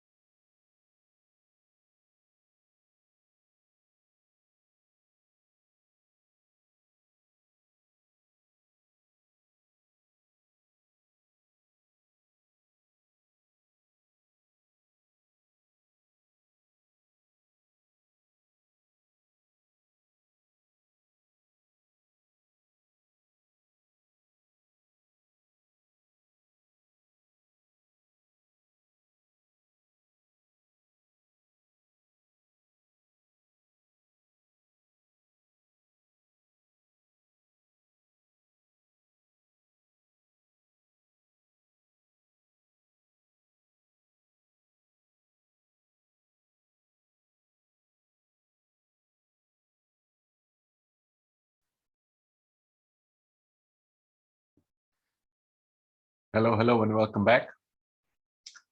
The hour just turned 11:20. I'm super punctual. Sorry about the wrong information on the agenda slides. Of course, the conference we won't go back into the future or travel in the past and finish the conference basically a few minutes ago, but we'll finish by 1:15 latest, as announced in the program. So it's time to dive into the piloting experience, right? We talked about career challenges, presented you the analysis and the mapping of the skills and needs, emerging job roles. We talked about also external resources that we can use as stakeholders, part of the educational system, labor market, and different other sectors. And now I would like we would like to present you how the delivery of the VET curricula goes, right? Because everything works on the paper, but how it is in reality. So now I welcome Professor Angelika Kokkinaki from University of Nicosia and ask her to join me on the virtual stage. Professor Kokkinaki has a PhD in computer science from the Center for Advanced Computer Studies at University of Louisiana at Lafayette. She serves as the Dean of the School of Business and teaches courses on e-business, digital transformation, and business information systems. Her team led Smart DevOps Consortium in piloting of the first world's MOOC for smart city planners, IT managers, and IT officers. And all the details, how that went, will be presented by Professor Kokkinaki. Welcome, and the Zoom is yours. Yes, thank you, Borut. Thank you so much. Thanks everybody for attending this small presentation on the delivery of Smart DevOps MOOC. I come from the business school of the University of Nicosia, and we have an honorable tradition in relation to MOOCs. We were the first university here in Cyprus who deliver a MOOC actually on digital currency. So back to us, back to Smart DevOps MOOC. My presentation is structured around the points that were actually major decision points when we were working on work package 3 of the project, the DevOps project. And they were related to topics like how do we take under consideration all those possible directions that contribute to high quality of a MOOC. What does it mean, a MOOC to be of high quality? What are the issues that we need to take under consideration? And then how do we apply these issues given the constraints that we had at hand with regards to the availability of our resources and human resources and infrastructure, with regards to the scope and the extent of the planned MOOC, and definitely with regards to the aspirations we had for the impact of the MOOC. I'm going to tell you a bit also about the community of learners that was firstly founded through the delivery of MOOC and eventually was progressing through specialization courses as well as work-based learning activities into completing the training supported by the Smart DevOps project. And also I will share with you some of our results that make us definitely very proud for our human resources as well as the extended community of learners that we have established. So starting with quality MOOCs, this is a very interesting topic, a topic that has attracted attention both from academia and industry for obvious reasons. And it appears that the answer is not unidirectional. Rather, it is a composition and aggregation of different dimensions that one has to take under consideration in order to be able to stand up to the point of delivering a MOOC of considerable high standard.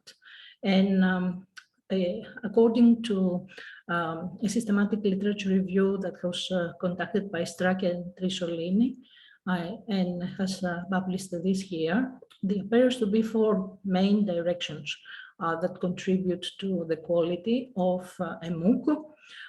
Of course, we have to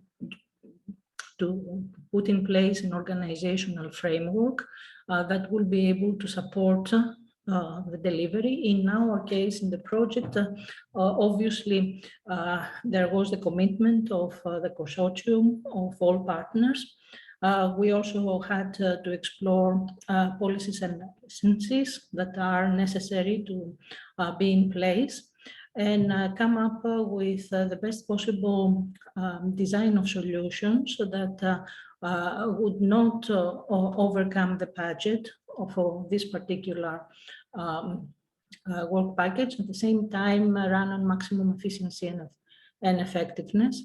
And of course, after the delivery of the MOOC, as well as the other modules, there is the question of sustainability. I think there was a question also in the chat in relation to specialization courses. How can we ensure that this kind of interesting work that has been developed goes beyond the limits of a funded project?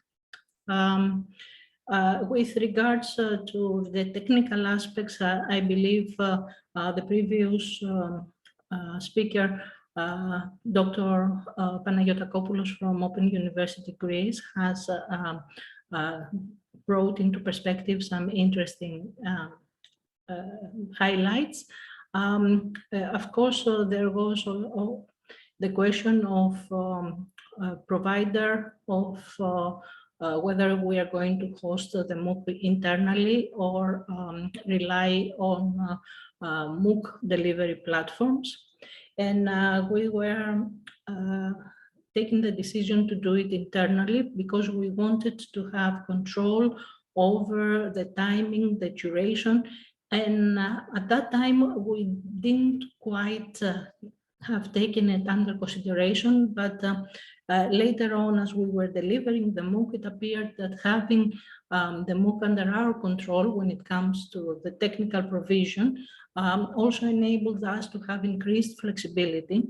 I'm going to explain later on how this flexibility was instantiated, and that at the end of the day was towards helping more and more learners complete the MOOC. So this is a very interesting dimension. We also followed previous work by Open University, as well as our expertise to be able to come up with a design that was straightforward when it comes to the user interface to facilitate users to have easy access and intuitive. To the extent that it was possible, we did not develop videos so many, but we did try to incorporate free license videos that were supplementing the main points of skills. And we made sure that it was technically interoperability guidelines followed, in the sense that everything was running smoothly and there were no abrupt interventions of execution due to possibly objects that were not compatible. So far, I have touched upon a series of issues that are mostly related to technological questions, but in this particular case, when we talk about a MOOC, we have to always keep in mind that technology has to be there to serve social interaction. And a number of social factors are very important. And this brings us to the point of how to strategize about communication with participants, how to support collaboration between different participants, how to open up discussion, and promote networking and sharing of experiences, of knowledge, and of professional expertise. I will include, for the completeness of our discussion, the pedagogical aspect, but I will not elaborate on the latter part because this has been already covered by a previous presentation. But if there are any questions, I will gladly come back and discuss it. So, as we mentioned, it was the MOOC setup was running under our supervision. We were governing the running of the MOOC. It was not initially planned so, but when the MOOC was about to be delivered, it was also the turn point in the pandemic, where the universities were asked to deliver courses online. So to make sure that the traffic from the MOOC would not sacrifice any kind of accessibility for our students and vice versa, hosting services were outsourced. We used a bulk communication support system that to be able to communicate with participants, and more on that in a second. And we also included a WebEx plugin to enable tutors and facilitators to deliver for each module 2 lectures, if they wished to do so. 2 training events scheduled at the beginning and at the end of each week. This was proven to be a good practice.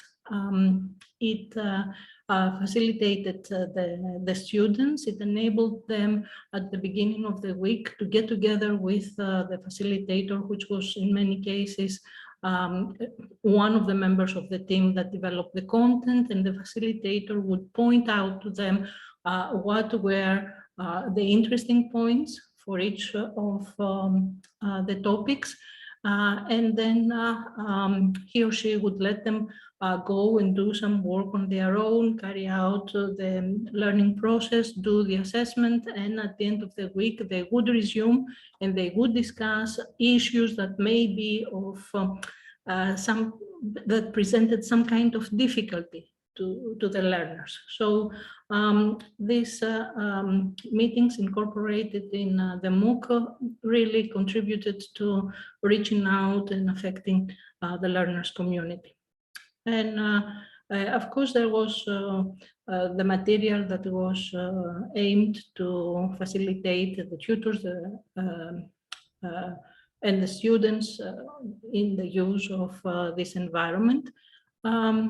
And that was the schedule of how we delivered the modules that were decided to be included in the MOOC. So in the MOOC, we included modules that referred to skills, to competencies that were factored out from all 3 different job profiles. They were considered to be fundamental and appropriate for delivery through a MOOC. We have decided early on to have 2 reflection weeks, one almost halfway through on 7th week, and one at the end. Now, taking under consideration that we also had an unofficial reflection period due to Christmas vacation, this enabled learners to complete more modules than if we were running the MOOC without any interruption. Let me tell you why. During the reflection week, a learner who was lagging behind and may have not completed one or two of the modules had a second chance, a second opportunity to go back and complete the material. It appeared to be such a facilitating instrument that towards the completion of the MOOC, learners, students were asking for extension of the period. So yes, in fact, the second reflection week was extended to include, to facilitate those learners who needed some extra time. We have to take under consideration here that we were addressing a target audience that was juggling at the same time professional responsibilities, possibly family, and to some extent the implications of health challenge. So a bit of an extension was contributing very positively to the overall execution of the DevOps MOOC. So this is a screenshot of what was initially the website for the DevOps MOOC. Since then, it has been extended to include other modules because of the pandemic. And this is a snapshot of how the different modules were presented to the users. So if a user decided to click on one of these pictures, they would be directed into the relevant module, and in the relevant module, all of them would be able to see the objectives and the outcomes as they were prescribed early on in the preparatory the development phase. Well, there was also a forum that enabled collaboration among participants, and a number of different units covering different aspects for each of the competencies, where there was typical some educational material, some textual educational material, supplemented by some videos whenever possible, and assessment quizzes that testify to the adequacy of the learner to complete successfully the module.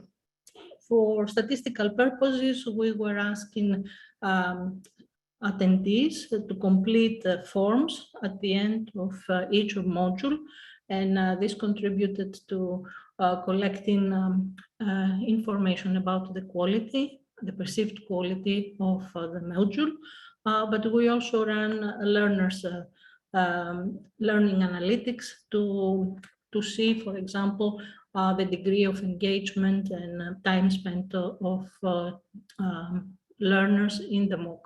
So a typical unit would have the form that is shown on this slide, a combination of the topic, a small description, outline of learning objectives and outcome, what was considered to be the core material in relation to the competence, in relation to the module, and perhaps some supplementary material. Quite often video segments were included in that part. We had different assessment tests. Every learner had 2 opportunities to pass an assessment test. Some students could complete the tests from the first pass, and they were considered to have completed the module. For those who missed or failed one or more of the assessments, they had also the opportunity to redo it during the reflection period. So when we launched the MOOC, actually a few days before we launched the MOOC, we are intimidated, I would say, by the extent and the interest that we have received. Because we have introduced it primarily through our channels, we were expecting to have participants from mostly EU, but we were happily surprised to have received interest from all continents. Well, almost. Antarctica didn't seem to be very responsive, but nonetheless, we had participants from over 80 countries, I think. And our participants, our MOOC participants, were close to 1,000. And we had a very strong representation by certain countries. The degree of responsibleness is correlated with how dark this blue color is.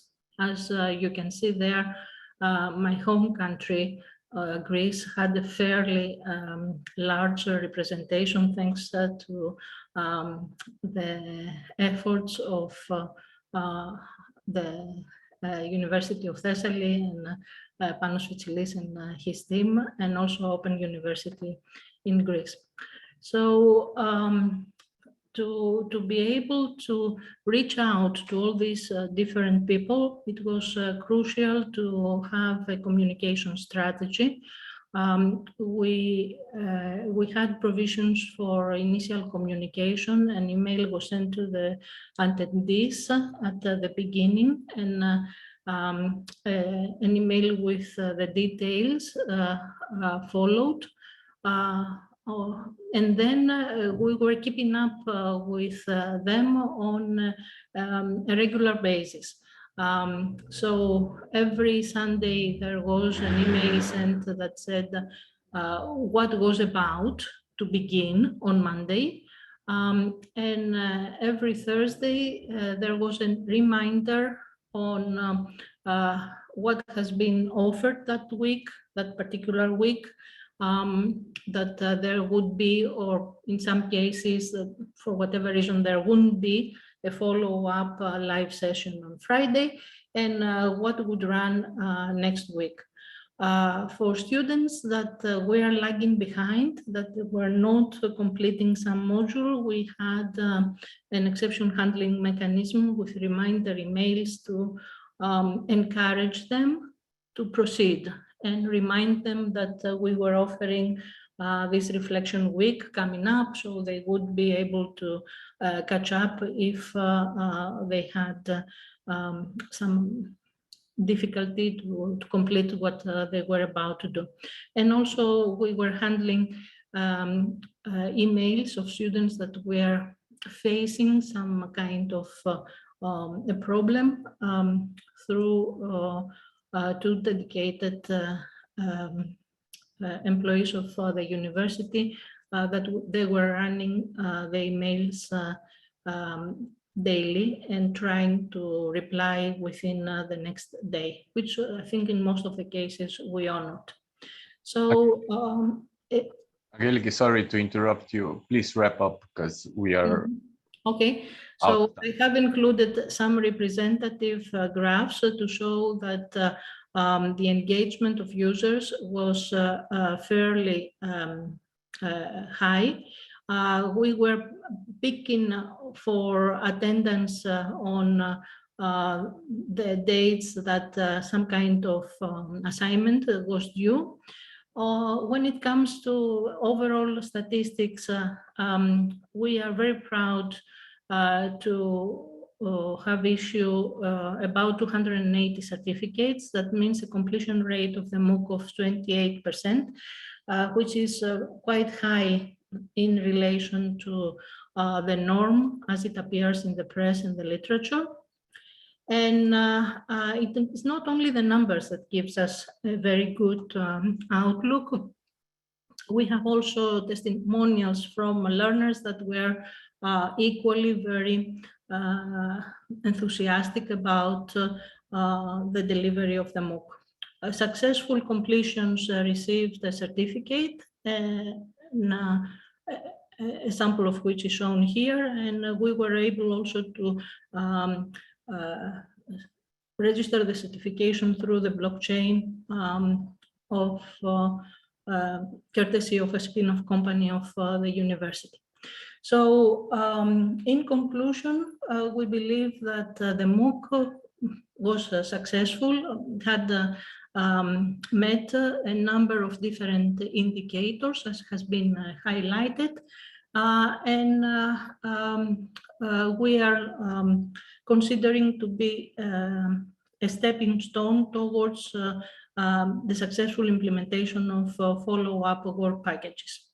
Some of the references I was using for the discussion at the beginning, and I would like to thank you for your attention. And if there are any questions, I will be happy to answer them. Thank you very much, Professor Kokkinaki, and congratulations for great results for the MOOC implementation. And the MOOC was not the only pilot that we are running. We also ran specialization courses that consisted of blended learning and work-based learning. How this went will explain Mr. Vasileios Kyriatsis, who I invite to join me on the Zoom floor. Vasileios has more than 15 years of technical, managerial, and teaching experience dealing with issues and aspects of both design, implementation, management, and public procurement of vocational, educational, and research-oriented projects. He is also a member of Technical Chamber of Greece and currently serves as a special technical laboratory staff at the University of Thessaly in Greece. Vasileios, thank you for being with us. I pass you the floor and Zoom is yours. Hi, Borut. Hi, everybody. Thank you for organizing this event, and thank all the previous speakers for their interesting presentations. Let me share my screen.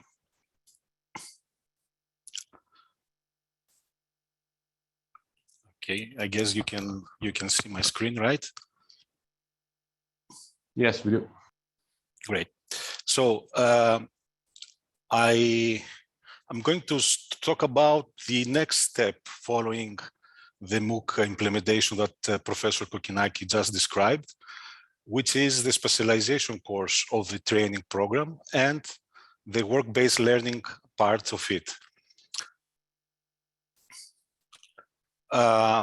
This process had various steps. The first one was to design and develop the learning platform to compile the specialization course. We had to train the trainers, the employers, and the learners on how to use and how to take advantage of this specialization course. Of course, we had the stage of selecting the course trainees. Then we delivered the blended training, the work-based learning, and the assessment and validation. And currently we are in the phase of upgrading the e-learning platform. So this work package, let's say, was quite lengthy, as were the previous ones too. It started this February, and the specialization course ended in September. It had a duration of 24 weeks. This specialization course was of blended learning mode, meaning that it had face-to-face meetings with the trainees. They had to do online and self-study, and at the end of each module, they had to do an assessment. Of course, due to the COVID situation, the face-to-face meetings were changed using online collaboration tools. So the first step was to design and develop the learning platform. About this, we decided to develop a platform that had the same look and feel with the one that we had for the MOOC, so that to make the life of the trainees and the trainers easy. So it has quite a similar structure, but it is a different platform. This is the internet address of its location. The next step was to formulate the specialization course in terms of which course is going to go to its job profile. This was, of course, decided in previous stages of the program. As you can see, its specialization profile has its own range of modules that the trainees had to successfully complete in order to finish the course. There were 28 distinct modules. Some of them, as you can see, are common through all the profiles, but there are some which are visible with a different font color, that they are specific to its specialization profile. It was quite tedious and the program that required quite some work from the trainees because they had quite a few things to do. The training for the 3 profiles was more than 200 hours, reaching up to 276 for the IT manager. Also, we had, as I mentioned, regular meetings with the trainees twice per week to guide them through the material, explain what each module is about, and discuss about the assignment that each module had. So when we were ready, we made a publication campaign to get registrations and people to join. And also we organized the trainings. As I mentioned before, we trained both the trainers, the learners, and the employers that were to take trainees for the work-based learning part of this specialization course. Now we'll go through some numbers just to have an idea of how was the mix of this project, of this program. So we had, initially we had more than 350 applications from all over the world. But unfortunately, due to the fact that we had the work-based learning element in this part of the training, we were not able to accept applicants that were not from the partner countries, that is Germany, Italy, Greece, and Cyprus. So the eligible applications were almost 270. Half of them were from Greece, and the rest are from Italy and Germany. From these applications, we accepted nearly 230 people. Some were rejected by various criteria, or some rejections were because they applied for more than one profile. So overall, this is the number of trainees per country. Greece is leading with 120 trainees. We have Italy with 64, Germany with 43, and Cyprus with 3 applicants. Most of them have not participated in the MOOC because we opened this training to people that were also from the industry or from municipalities or from wherever, despite the fact that they have not taken part in the MOOC. But of those that have taken part, almost all of them successfully completed it. So almost 40% of the people that did the MOOC proceeded to do the specialization course. Now, in terms of gender mix, we have mostly male trainees, and the age group, almost 75% of our trainees are in the age group of 25 to 54 years of age. Now, about the educational level, as you can see, again, most of the trainees are qualified professionals holding at least bachelor or master degrees. We even had some PhDs. And of course, we had vocational education degree holders and professional degree holders amongst our trainees. These trainees were mainly from the private sector, almost half of them, and the remaining were from the public sector, 22%. Some were working both in public and private sector, and 20% of these trainees did not have a permanent job position at that time, so they took part in the course to enhance their job profile. 50% of our trainees opted for the Smart City Planner specialization track, and then the rest of the trainees were almost 50-50 on the IT and IT officer specialization courses. Now, we delivered the blended training. Each module started on the beginning of the week. We had 1-hour meetings with our trainees. During the week, they had to study the material that was available in the platform. And we had at least 1.5 hour to 2-hour meetings every Friday where we discussed about the assessment, discussed about issues related to the material they had to study.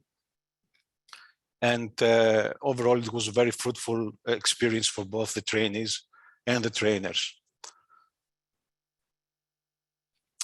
This is the overview of the schedule. As you can see, it's quite tight and with some modules running in parallel so that we can squeeze, let's say, all the modules in the available time frame we had.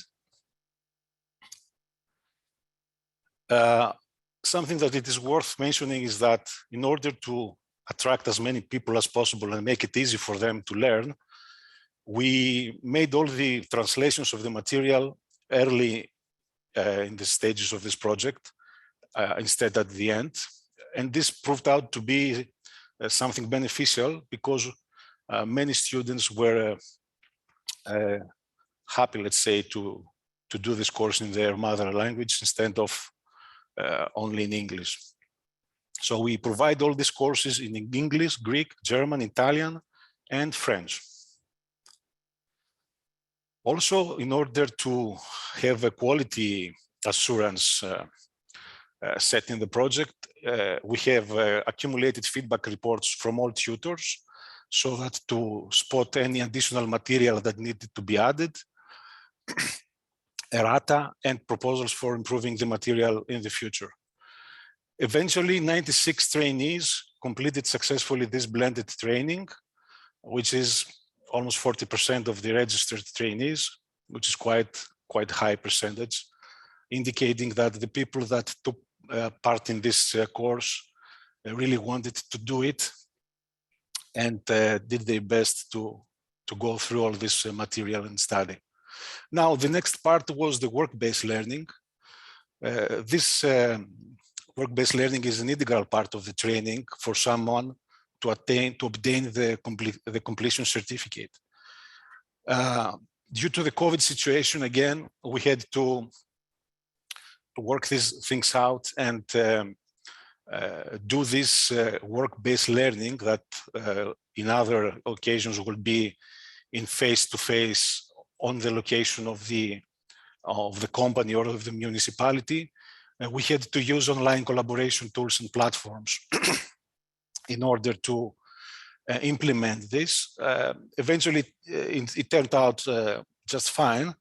So 80 of these trainees that finished the previous part of the specialization course, 56 in Greece, 18 in Italy, and 6 in Germany, took part in this work-based learning part of this module.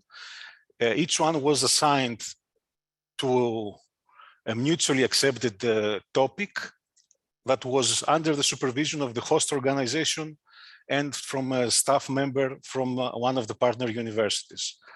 The host organizations were other municipalities, companies, or other legal entities that are involved in the smart cities domain.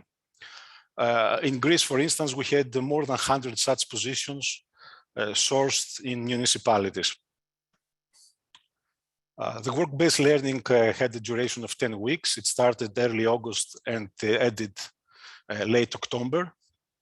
The workload was 200 hours, plus 5 hours of assessment. And the trainees, in order to successfully conclude this activity, had to fill in monthly timesheets where they logged their tasks that they performed.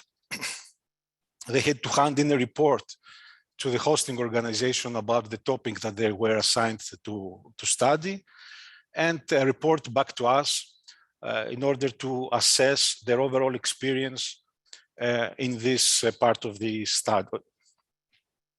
So we are in the process of accumulating this data, and we have data for Greece and Italy that I can share with you.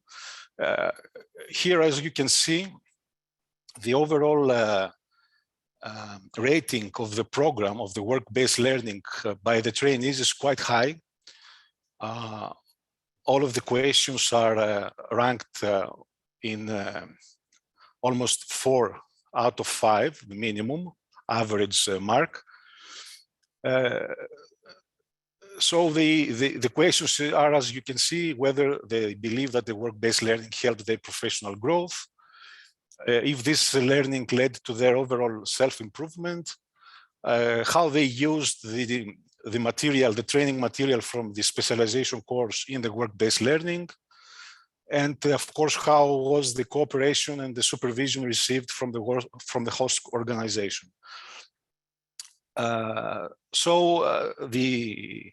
The assessment of this criteria indicate that the trainees are quite happy by this work-based learning experience, and the same thing holds for Italy, for the Italian trainees. In terms of their qualitative input that is given via comments in the report that they handed in, the questionnaire, some things pointed out was that there were some minor coordination issues with the host organization due to the distance imposed by the COVID-19 situation. Many trainees mentioned that it was fun, but also a lot of work, which is true. Also, they pointed out repeatedly that the topics selected for their training were really contemporary and interesting. And also the modules taught in this specialization course helped them in the tasks they had to do in their work-based learning environment. Also, many trainees mentioned that they gained confidence in practicing both hard and soft skills, especially the ability to work synergistically in a multidisciplinary team, which is very important and something that it was in our goals to achieve. So currently we are in the process of upgrading the learning platform based on the feedback that we received from students and trainers. Thank you for your attention, and please, if you have any questions. As you can see, Borut, I was on time. Completely on time. This was spot on. Thank you very much, Vasileios. Also, a round of virtual applause for you. And maybe just a trivia information. This is not what I made of. It's a language sign applause. And we also very much follow the inclusivity. And sometimes this is also an advantage to use different languages. So we talked about how it was from our side, our perspective, the evaluation and the analysis. But for the next fireside chat, we invited participants of our MOOC and specialization courses. And the first one that I invite to join me on the floor is Mr. Giovanni Manco from Italy.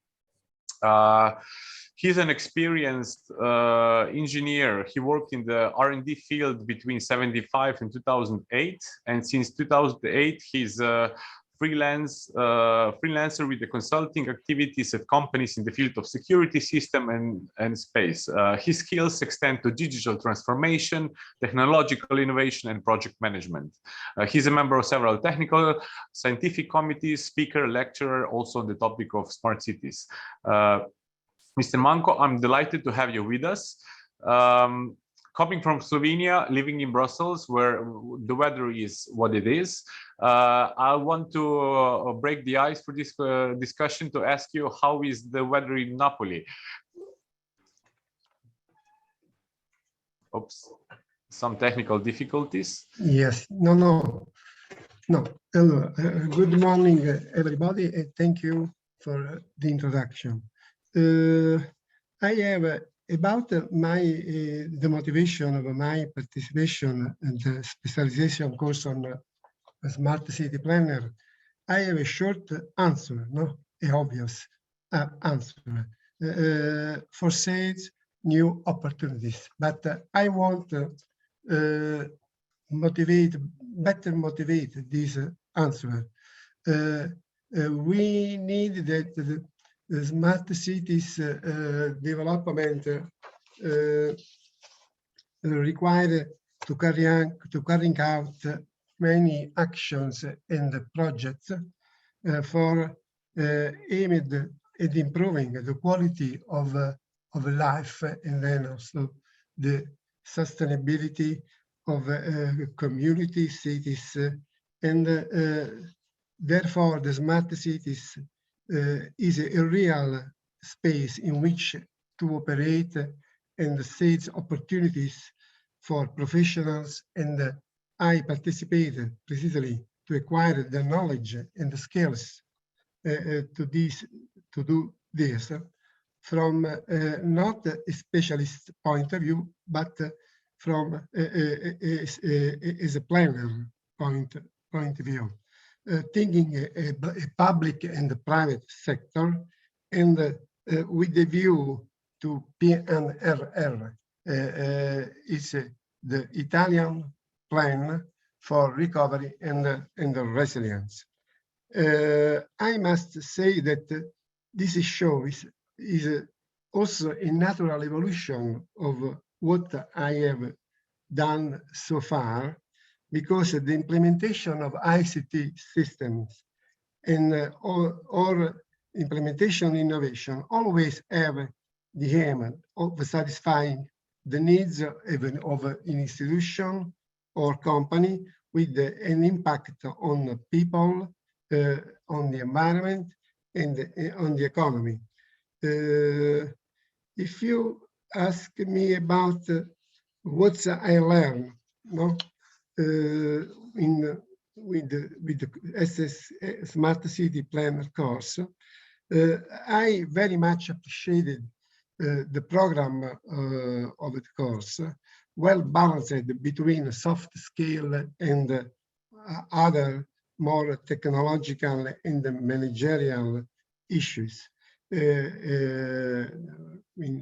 Other skill, we can say. Given my initial professional skills, it was important for me to deepen and grow on softer skills and also on the methodological skills. For instance, ambiguity, tolerance, intercultural skills, citizen-driven, citizen orientation, user experience, design thinking, smart city standard, also digital twin, green smart cities, and so on. The VBL carrying out at the Kappa Digital with the engineer Stefano Rossi as a tutor was being very useful for me. We worked in a multidisciplinary team.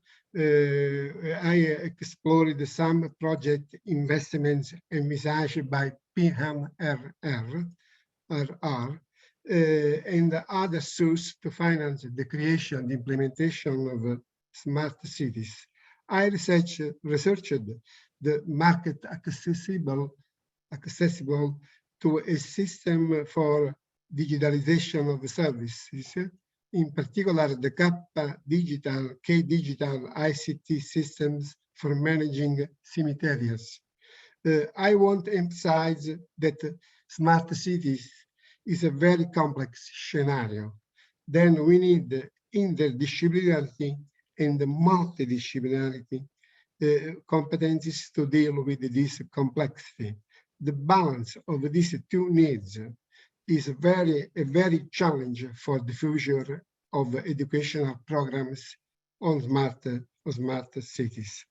About the main points, the strongest points of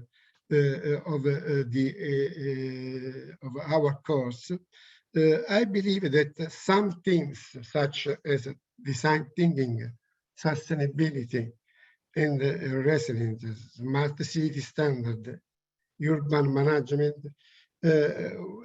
some technological themes as artificial intelligence, digital twin, are really a strong point, your strong dish. The work balance learning is another strong point, in my opinion. As a consideration, one might say that the limit has been the time, the duration, no? But it's not a real problem, it's a false problem. In a world where the knowledge changes rapidly, in fact, we are living in the knowledge society, it must be said, we must be said, that we never stop learning. So once the course as a smart city planner is finished, the path must continue between moments of study and a lot and hard of work in the field. In conclusion, my judgment is very, very, very positive. If you have any questions, I can answer.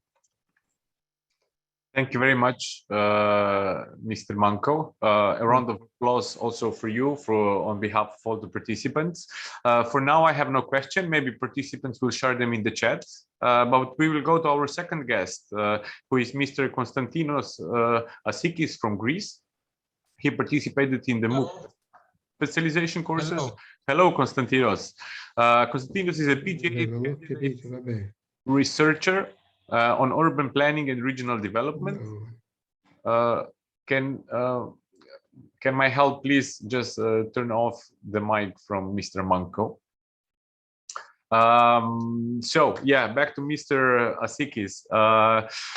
He's a member of several groups on UN level, part of Policy Cities, DG Safe City Streets Initiative, and he's the head of Strategic Operational Planning and ICT Department at Municipality of Farkadona in Greece. Konstantinos, thank you for being with us and welcome. I have a few questions for you. Why did the Smart DevOps MOOC and Specialization Courses caught your attention in the first place?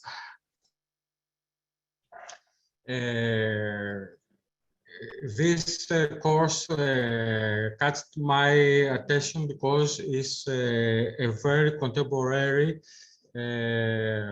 course with topics in which all the employees we have to be familiar, not to the near future, but by now, especially these employees who are charged with cities planning. Mm-hmm. It's very important to know the ways to plan, not only just with a smart way. I mean, smart cities is not only the cities that use the smart technologies, but the cities that are thinking with a smart way. Definitely. We heard also Vasilis explaining about quite a big workload, many hours that needed to be dedicated to the courses. How was it difficult for you, or I should rather ask, was it difficult or not for you to feed the workload in your schedule? You have a regular job, and of course, outside of job, we have other interests. And how it was for you with the workload of several hours per week? our first, my first words were what a huge workload in my first site. But I think the workload is exactly that is needed because it's a normal workload. If you attend normally all the courses, I think after the first week, I didn't any problem to this workload. It's a normal workload necessary for this upskilling that we need, because each topic had 4 or 5 chapters. Each chapter had to play a very specific role. All the workflow, all the learning flow was exactly the absolute necessary for the demanded result. Yeah, that's great to hear. We had that in mind when we developed the courses, and it's really, I mean, it adds the value to our words and plans when this is said by someone who participated and experienced it fully. I would conclude our short discussion by what do you think is the strongest point of the whole program? I mean, what did you value the most? Maybe content-wise? Yes. And just also the second question then, you're ahead of the department. Does this mean that your co-workers will need to join the next edition of the MOOC or even specialization courses? Yes. I propose for all my colleagues to join this course. The workload is normal, is the absolute necessary for us, for the upskilling. And the strong point of this course is exactly this, that this course has not some some cuts to the quality. The quality is very high and is necessary for us. And I think now I have. I thought that I was a smart cities expert before the course. Now I believe that I am a smart cities expert after this course. This self-confidence is very important. The community, the Smart DevOps community is very important, all this networking. The continuous, all these continuous activities of this project, the seminars, the conferences, all the material, the training material is excellent. The bibliography is excellent. I think is one of the most smart learning projects. Smart in the way that is implemented. Is very, very matched with our needs as municipal employees, as cities planners. Thank you very much, Konstantinos, for your feedback and these kind words. We ran out of time, so we will have to continue this discussion at some other point. But a big thanks to Mr. Manco and Mr. Asikis for joining us at the conference and sharing what the experience of participating in MOOC and specialization courses was all about. We have 2 sessions left. The first one is about Smart Cities Body of Knowledge book, and this is the resource that our project coordinator, Professor Dr. Panos Fitsilis described as the most important deliverable of the project. And it's not usual that we have a project coordinator coming in at the end of the conference, but for this particular occasion, we decided to keep the best for the last. So it is my honor and my pleasure to introduce Professor Dr. Fitsilis, who's a full professor at University of Thessaly and a lecturer at Hellenic Open University. He has extensive experience with project management, and he participated in more than 50 research and commercial projects on the development and deployment of large IT systems. He's also published extensively with over 100 papers in scientific journals and conferences. And yeah, for me, most importantly, he's been an excellent project coordinator who led us through these 3 years and coordinated us so we can today present you the results of our common work and collaboration. He will be joined by Professor Kokkinaki, who you know from before, and both will present our book. And please, Professor Dr. Fitsilis, Professor Kokkinaki, the Zoom is yours. Thank you very much. It is really a pleasure to be here with you today, together with Angelika, to present to you one of the most important, maybe it's not the most important deliverable of the project. The most important deliverable, if you can say that this is deliverable, is that this is a long journey, and after 3 years, we have achieved to raise the awareness on the topic that we are working on for these years. So our elevator pitch is we have to refocus not to technology, but to people, citizens, employees, and be this our focal point. And the second main deliverable, but I said I don't know if it's deliverable, is that we have an excellent team with excellent collaboration. So I stopped sharing my screen because I wanted to share with you not the presentation, but I wanted to share with you the second page of the book, that is the list of contributors. And I would like to thank them one by one and personally for their contribution. Fabiola, Mario, Leonidas, Spiros, Viron, Evi, I'm not thanking myself, Vasilis, Omiros, George, Rudy, Vaso, Yannis, Angelika, and the list goes on. Vasilis, Alexandros, Valerio, Dolores, Christoph, Menelaos, Dimitris, Vivi, Vasilis.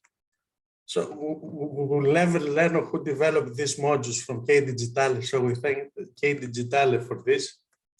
And of course, to thank George and Chrissy for helping us for developing this book. So I started, usually you thank people at the end, but I think this is the most important deliverable of the project, that we have raised the awareness and we have a team, and we are happy that we are here. And of course, probably you have heard already a lot about the project. It's an Erasmus Plus project. Erasmus Plus project, by the way, is the most successful European program by far from the second one, but I think it's Horizon. But Erasmus Plus, it's the second generation of people using Erasmus, so even families were developed with Erasmus. So it's quite important for the European Union. And we are part of this European Union, and we try to improve our cities. So this was our idea, that many people are working on the challenges to solve the technical problems, to develop the best procurement policy or the interoperability between the solutions, or to secure that we are secure and our privacy is well preserved. But not so many are focusing on the employees. And I think it was only a few, now it's many more. And if we want to have better cities, then we need to have more knowledgeable employees, because it's not only that employees working at municipalities in this ecosystem in general are not well educated with the new technologies for various reasons that I don't have the time to explain them now. But this is an area that is on high demand. So even private companies developing any type of product are facing difficulties in recruiting the correct staff. So we have two factors that are contributing to this difficulty, and this makes this very important. So we have seen this need some years ago. We formulated a project. This project was funded by Erasmus+. Would like to thank you, the European Commission, for organizing this program.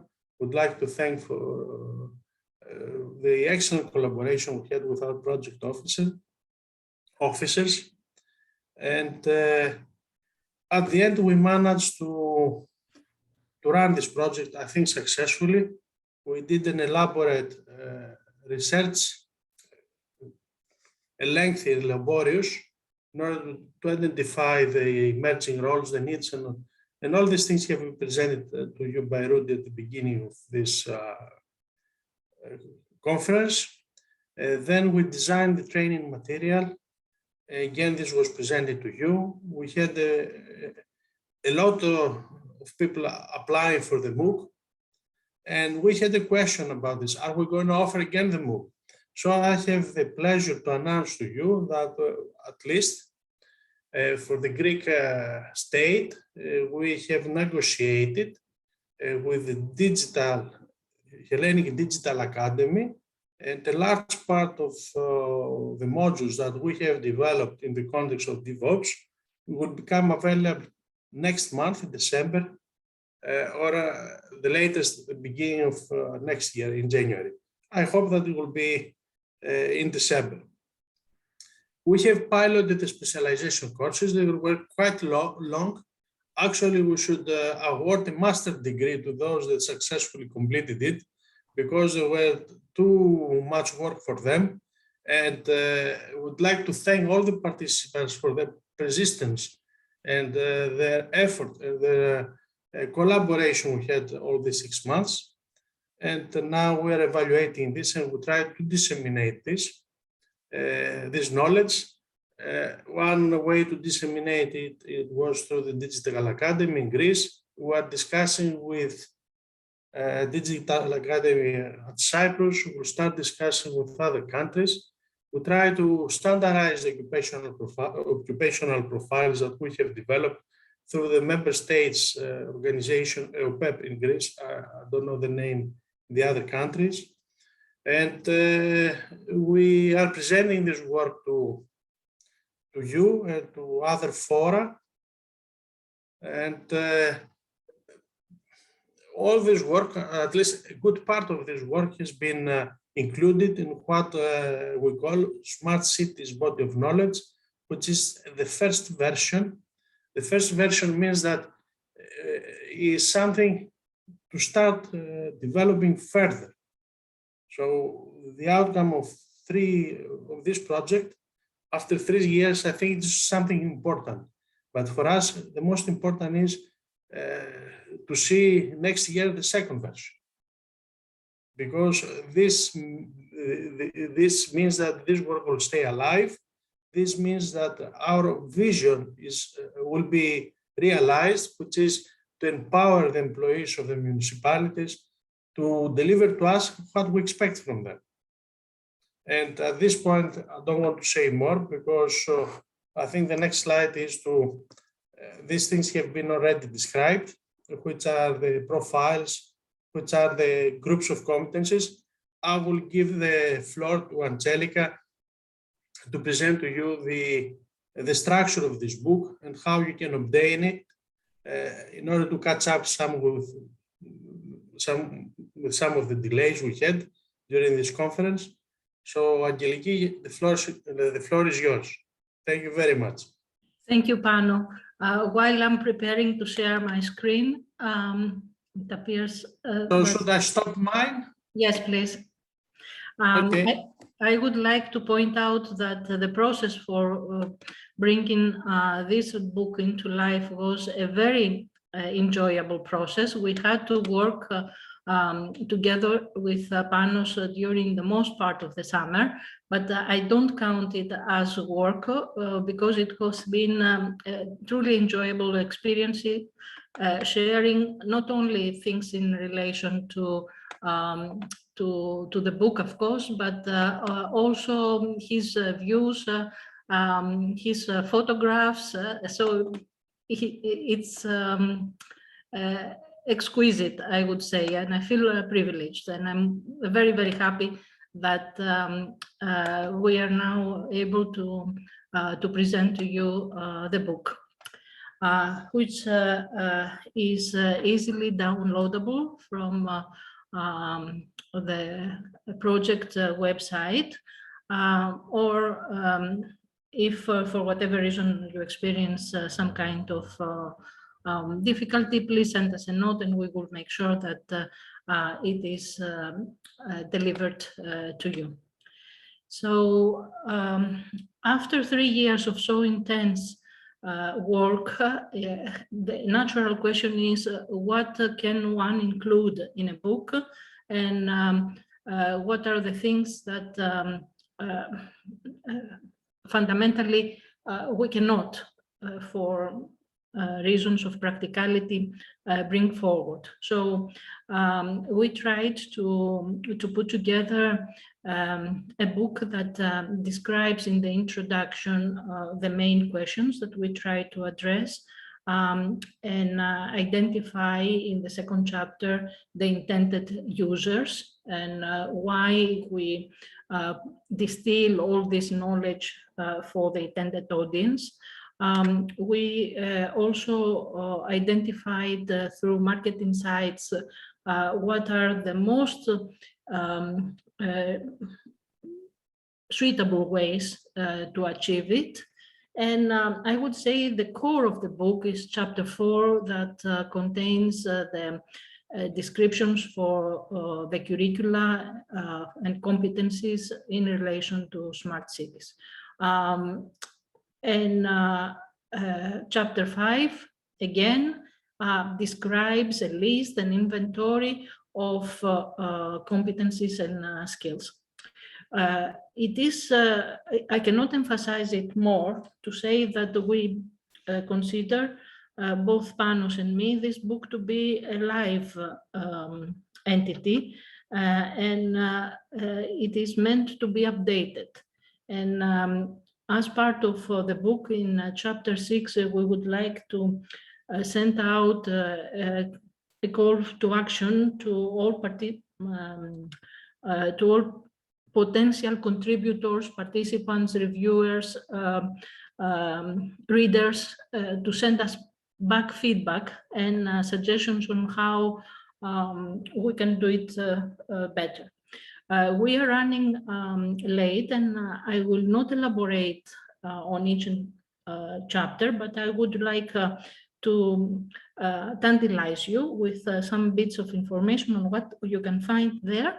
So perhaps you can be convinced to download it and have a look at it. In chapter 1, we provide the definitions of a smart city, but more importantly, we see that over time, this definition is shifting and inadvertently incorporates aspects that become more relevant in each particular time period. So this explains why we have included, to some extent, the competencies that we have included in this project. And yes, I would like to say that I agree totally with one of the attendees of this project who said that the workload appeared to be heavy, but it was exactly as heavy as it should have been because of all the different competencies that needed to be there.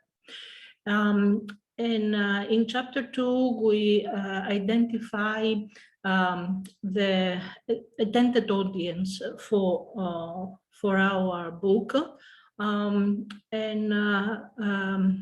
possibly users, other users who may benefit from the knowledge that we have incorporated.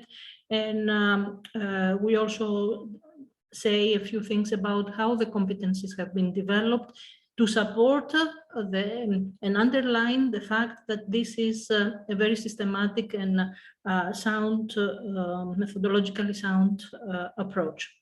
In market insights, we put some attention to the way that we have collected the data. So we talk about the process, the secondary data collection, the primary data collection, the type of collection that try to extract qualitative data, and the conclusions and the overall framework that guide us into the development of the different curricula for the now mentioned often 3 different job profiles, but also how the job related competencies for smart cities fall under these profiles.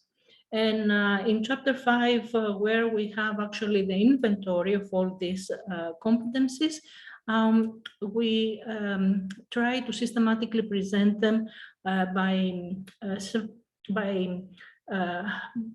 grouping them into 4 major categories. And we address the transversal skills, the skills that are horizontal when it comes to IT, in relation to IT, and the third group had to do with skills devoted to DevOps methodology, and last but not least, all these skills that now emerge and are required for smart cities. As I mentioned before, we would like to keep the smart cities ecosystem, the community that we have developed through this project, active and alive, and we kindly ask all those of people who may have suggestions for improvement to send us to us. Now, from the aesthetic point of view, we try to make it a book that is easily read, because obviously this book is not read from the beginning to the end. It is more like something that one can address to resolve an issue. So we have grouped the competencies and skills into these 4 groups, and we color-coded the categories so that one has easy access. So, for example, if there is a smart city planner and tries to find some skills, some competencies that appear to be in relation to smart cities, then directly from the outlook of the book, they will know, he or she will know, that this is the green part that relates to this group of skills. And of course, we had included in each of these categories the relevant skills that have been developed through the project. And if I had more time, I could go and present for each of the group the categories that are enlisted, but perhaps it is better now, because now you are enticed to download the book and find it for yourself.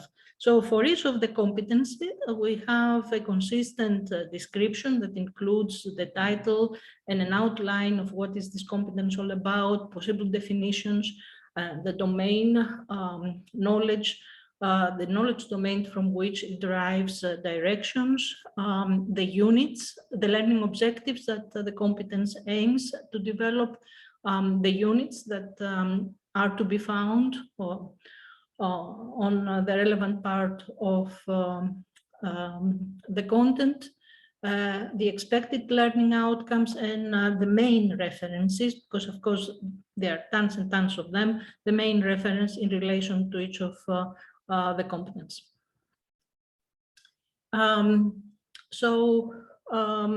The last chapter of the book closes with what we consider to be the main or one of the main issues promoted by this project, that is that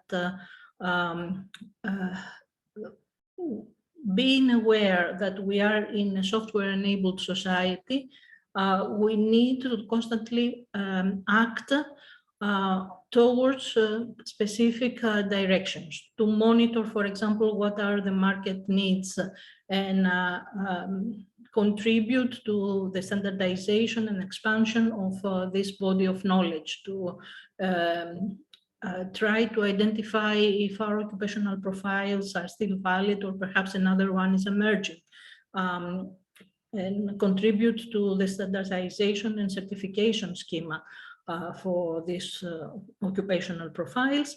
And last but not least, update and bring forward towards hopefully new editions of the book all the developments of current and future.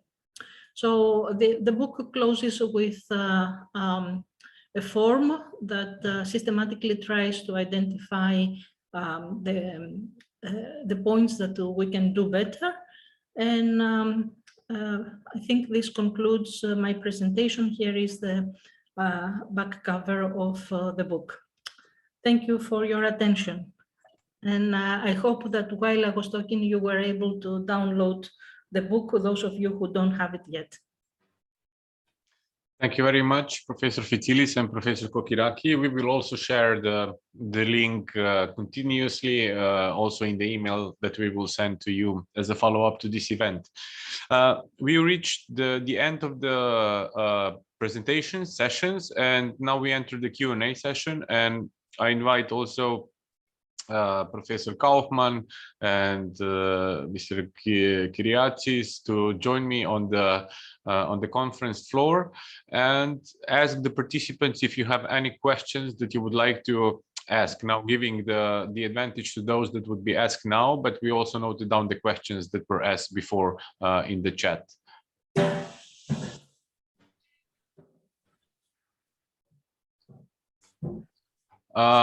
We already answered one of the questions, and that is that the MOOC will be available again in Greece, and we will notify you through our channels if the same will happen also in other countries. Professor Vasileios, one question that we got already during the registration process. How can small towns and rural municipalities benefit from DevOps culture? In most of the cases, small municipalities don't have smart city planner, manager, IT manager, or IT officer positions now, or they plan to have it in the future. So how can they benefit from DevOps culture? Thank you very much for this question. This is if I can say, a favorite question for me, because last week we had an event on this topic. The problem is that in Greece, and I think in most European countries, we have a lot of cities that are small. As an example, in Greece we have 330 municipalities, and only 5, I think they have more than 200,000 population. This means that most of the cities have a small size, they don't have sufficient personnel, and the expertise needed. This implies that they will have difficulty to follow up the technological developments or to develop this smart, green, sustainable ecosystem that we all need. So what will happen? They will be left behind? Of course not. So for the small cities, we have to think innovatively. So we have to define, to see what are the digital commons that are needed by all cities. And these digital commons have to be offered by governmental cloud centrally. And for these cities, we need to develop as well the front desk. And most of the employees should be in this front desk interacting with the citizens or with the businesses. So we have to work in the same way that other industry sectors structure their organizations and have a back office and a front office. So these smart cities, for the small smart cities, I think that this is one viable solution. And of course, to invest to the people that will be interacting with the citizens and to be more citizen-centric. Thank you. We got another question, which was posed during Professor Kaufmann's presentation. And well, it's a series of questions from Lamprini Versopoulos. Sorry, I apologize for wrong pronunciation. I think it's already answered, actually. Was it answered in the chat Yes. for everyone? Okay. Yes, she answered. I got the answer that from Ms. Vetsopoulou, that she's quite happy with the answer I sent. Okay, then this one is then settled. But if you want, we can discuss it again in public, so no problem with that. It was, how can these competences, how this gap in competences be filled? If there is any kind of training in development in this direction, and do training network exists in regular basis? If you can maybe just summarize an answer also for everybody else. Yeah, I think in the meantime we have answered that question. It is an ongoing network. It will be repeated, as Pano said, already in Greece and surely also in other countries. So there is this ongoing network. There is this best case network I would like to mention once more, where certainly some future activities will be developed with our best practice network we have established. And the MOOCs course should cover those gaps. Yeah, more I can say to this point. Yeah, thank you very much for summarizing this. I have a question which is I really cannot direct to anyone, so please jump in. It's from Olena Tomareuska. She's from Institute of Gerontology of the National Academy of Medical Sciences of Ukraine. And the question goes as following: how to engage older workers in digital transformation and motivate learning, retraining, and upskilling? What approaches are effective and universal for everyone? Who would like to answer this question? I can start with, but I think that this is a very open question. There are many different pathways. So how you reskill people. In many cases, at least in countries with a very high rate of unemployment, people are asking by themselves to be reskilled. So we don't have to convince them. Secondly, you have to provide the correct.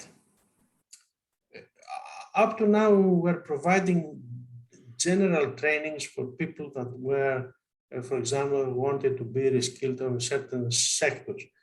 We have to develop tools that will allow each individual to be reskilled according to his or her specific needs. So I think even the European Commission is moving towards this direction, to have each employee a specific training record, and based on this record to offer him or her new trainings, new skills that he or she has to acquire. I think in the next years we will have more personalized training specific to the needs of each individual. And this, because it is personalized, I think will motivate him or her much more than the generic trainings we are offering today. Thank you. I would, anyone like to add something? Yeah, maybe to this very good answer of Panos, maybe some additional points. I think we should not generalize about the elderly market. Maybe we differentiate between digital affine and less digital affine markets. For those who are not digital affine, we need certainly patience. That is important, and yeah, we need training courses. The city should actually arrange training courses for the elderly. And a good idea for those who are digitally affine, I think, is to have regional innovation pools where, for example, young pensioners can actually get involved. Thank you for this edition. Any other thoughts on this? Not at the moment. Any questions from the audience? We still have a few minutes left.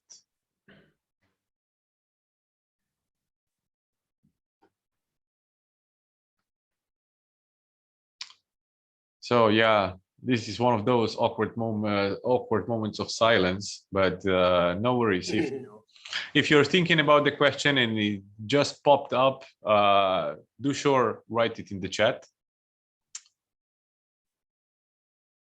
Otherwise, we've been together for quite a long time, and we are very thankful that you kept with us until the end, almost the end. We are still not close. So I will do the closing of the Q&A session, and 1, 2, 3. Since there is no more questions, I close it here. Just to also mention, we are always, you can always reach us either on Facebook page, through Messenger, or via email. Through our website, also specific emails that we share throughout the event today. We will be more than happy to engage, discuss, answer any of your questions and inquiries.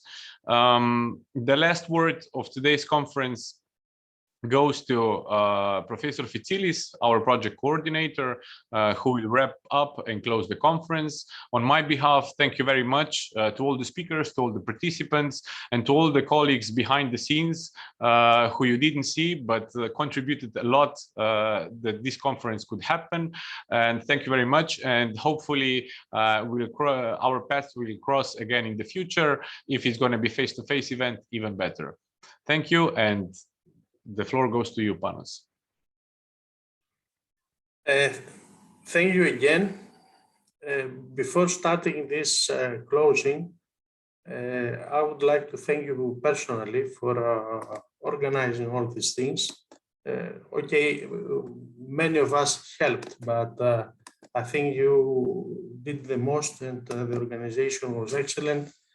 And I think this event was useful for those that attended it. Of course, they are in a better position to judge than me.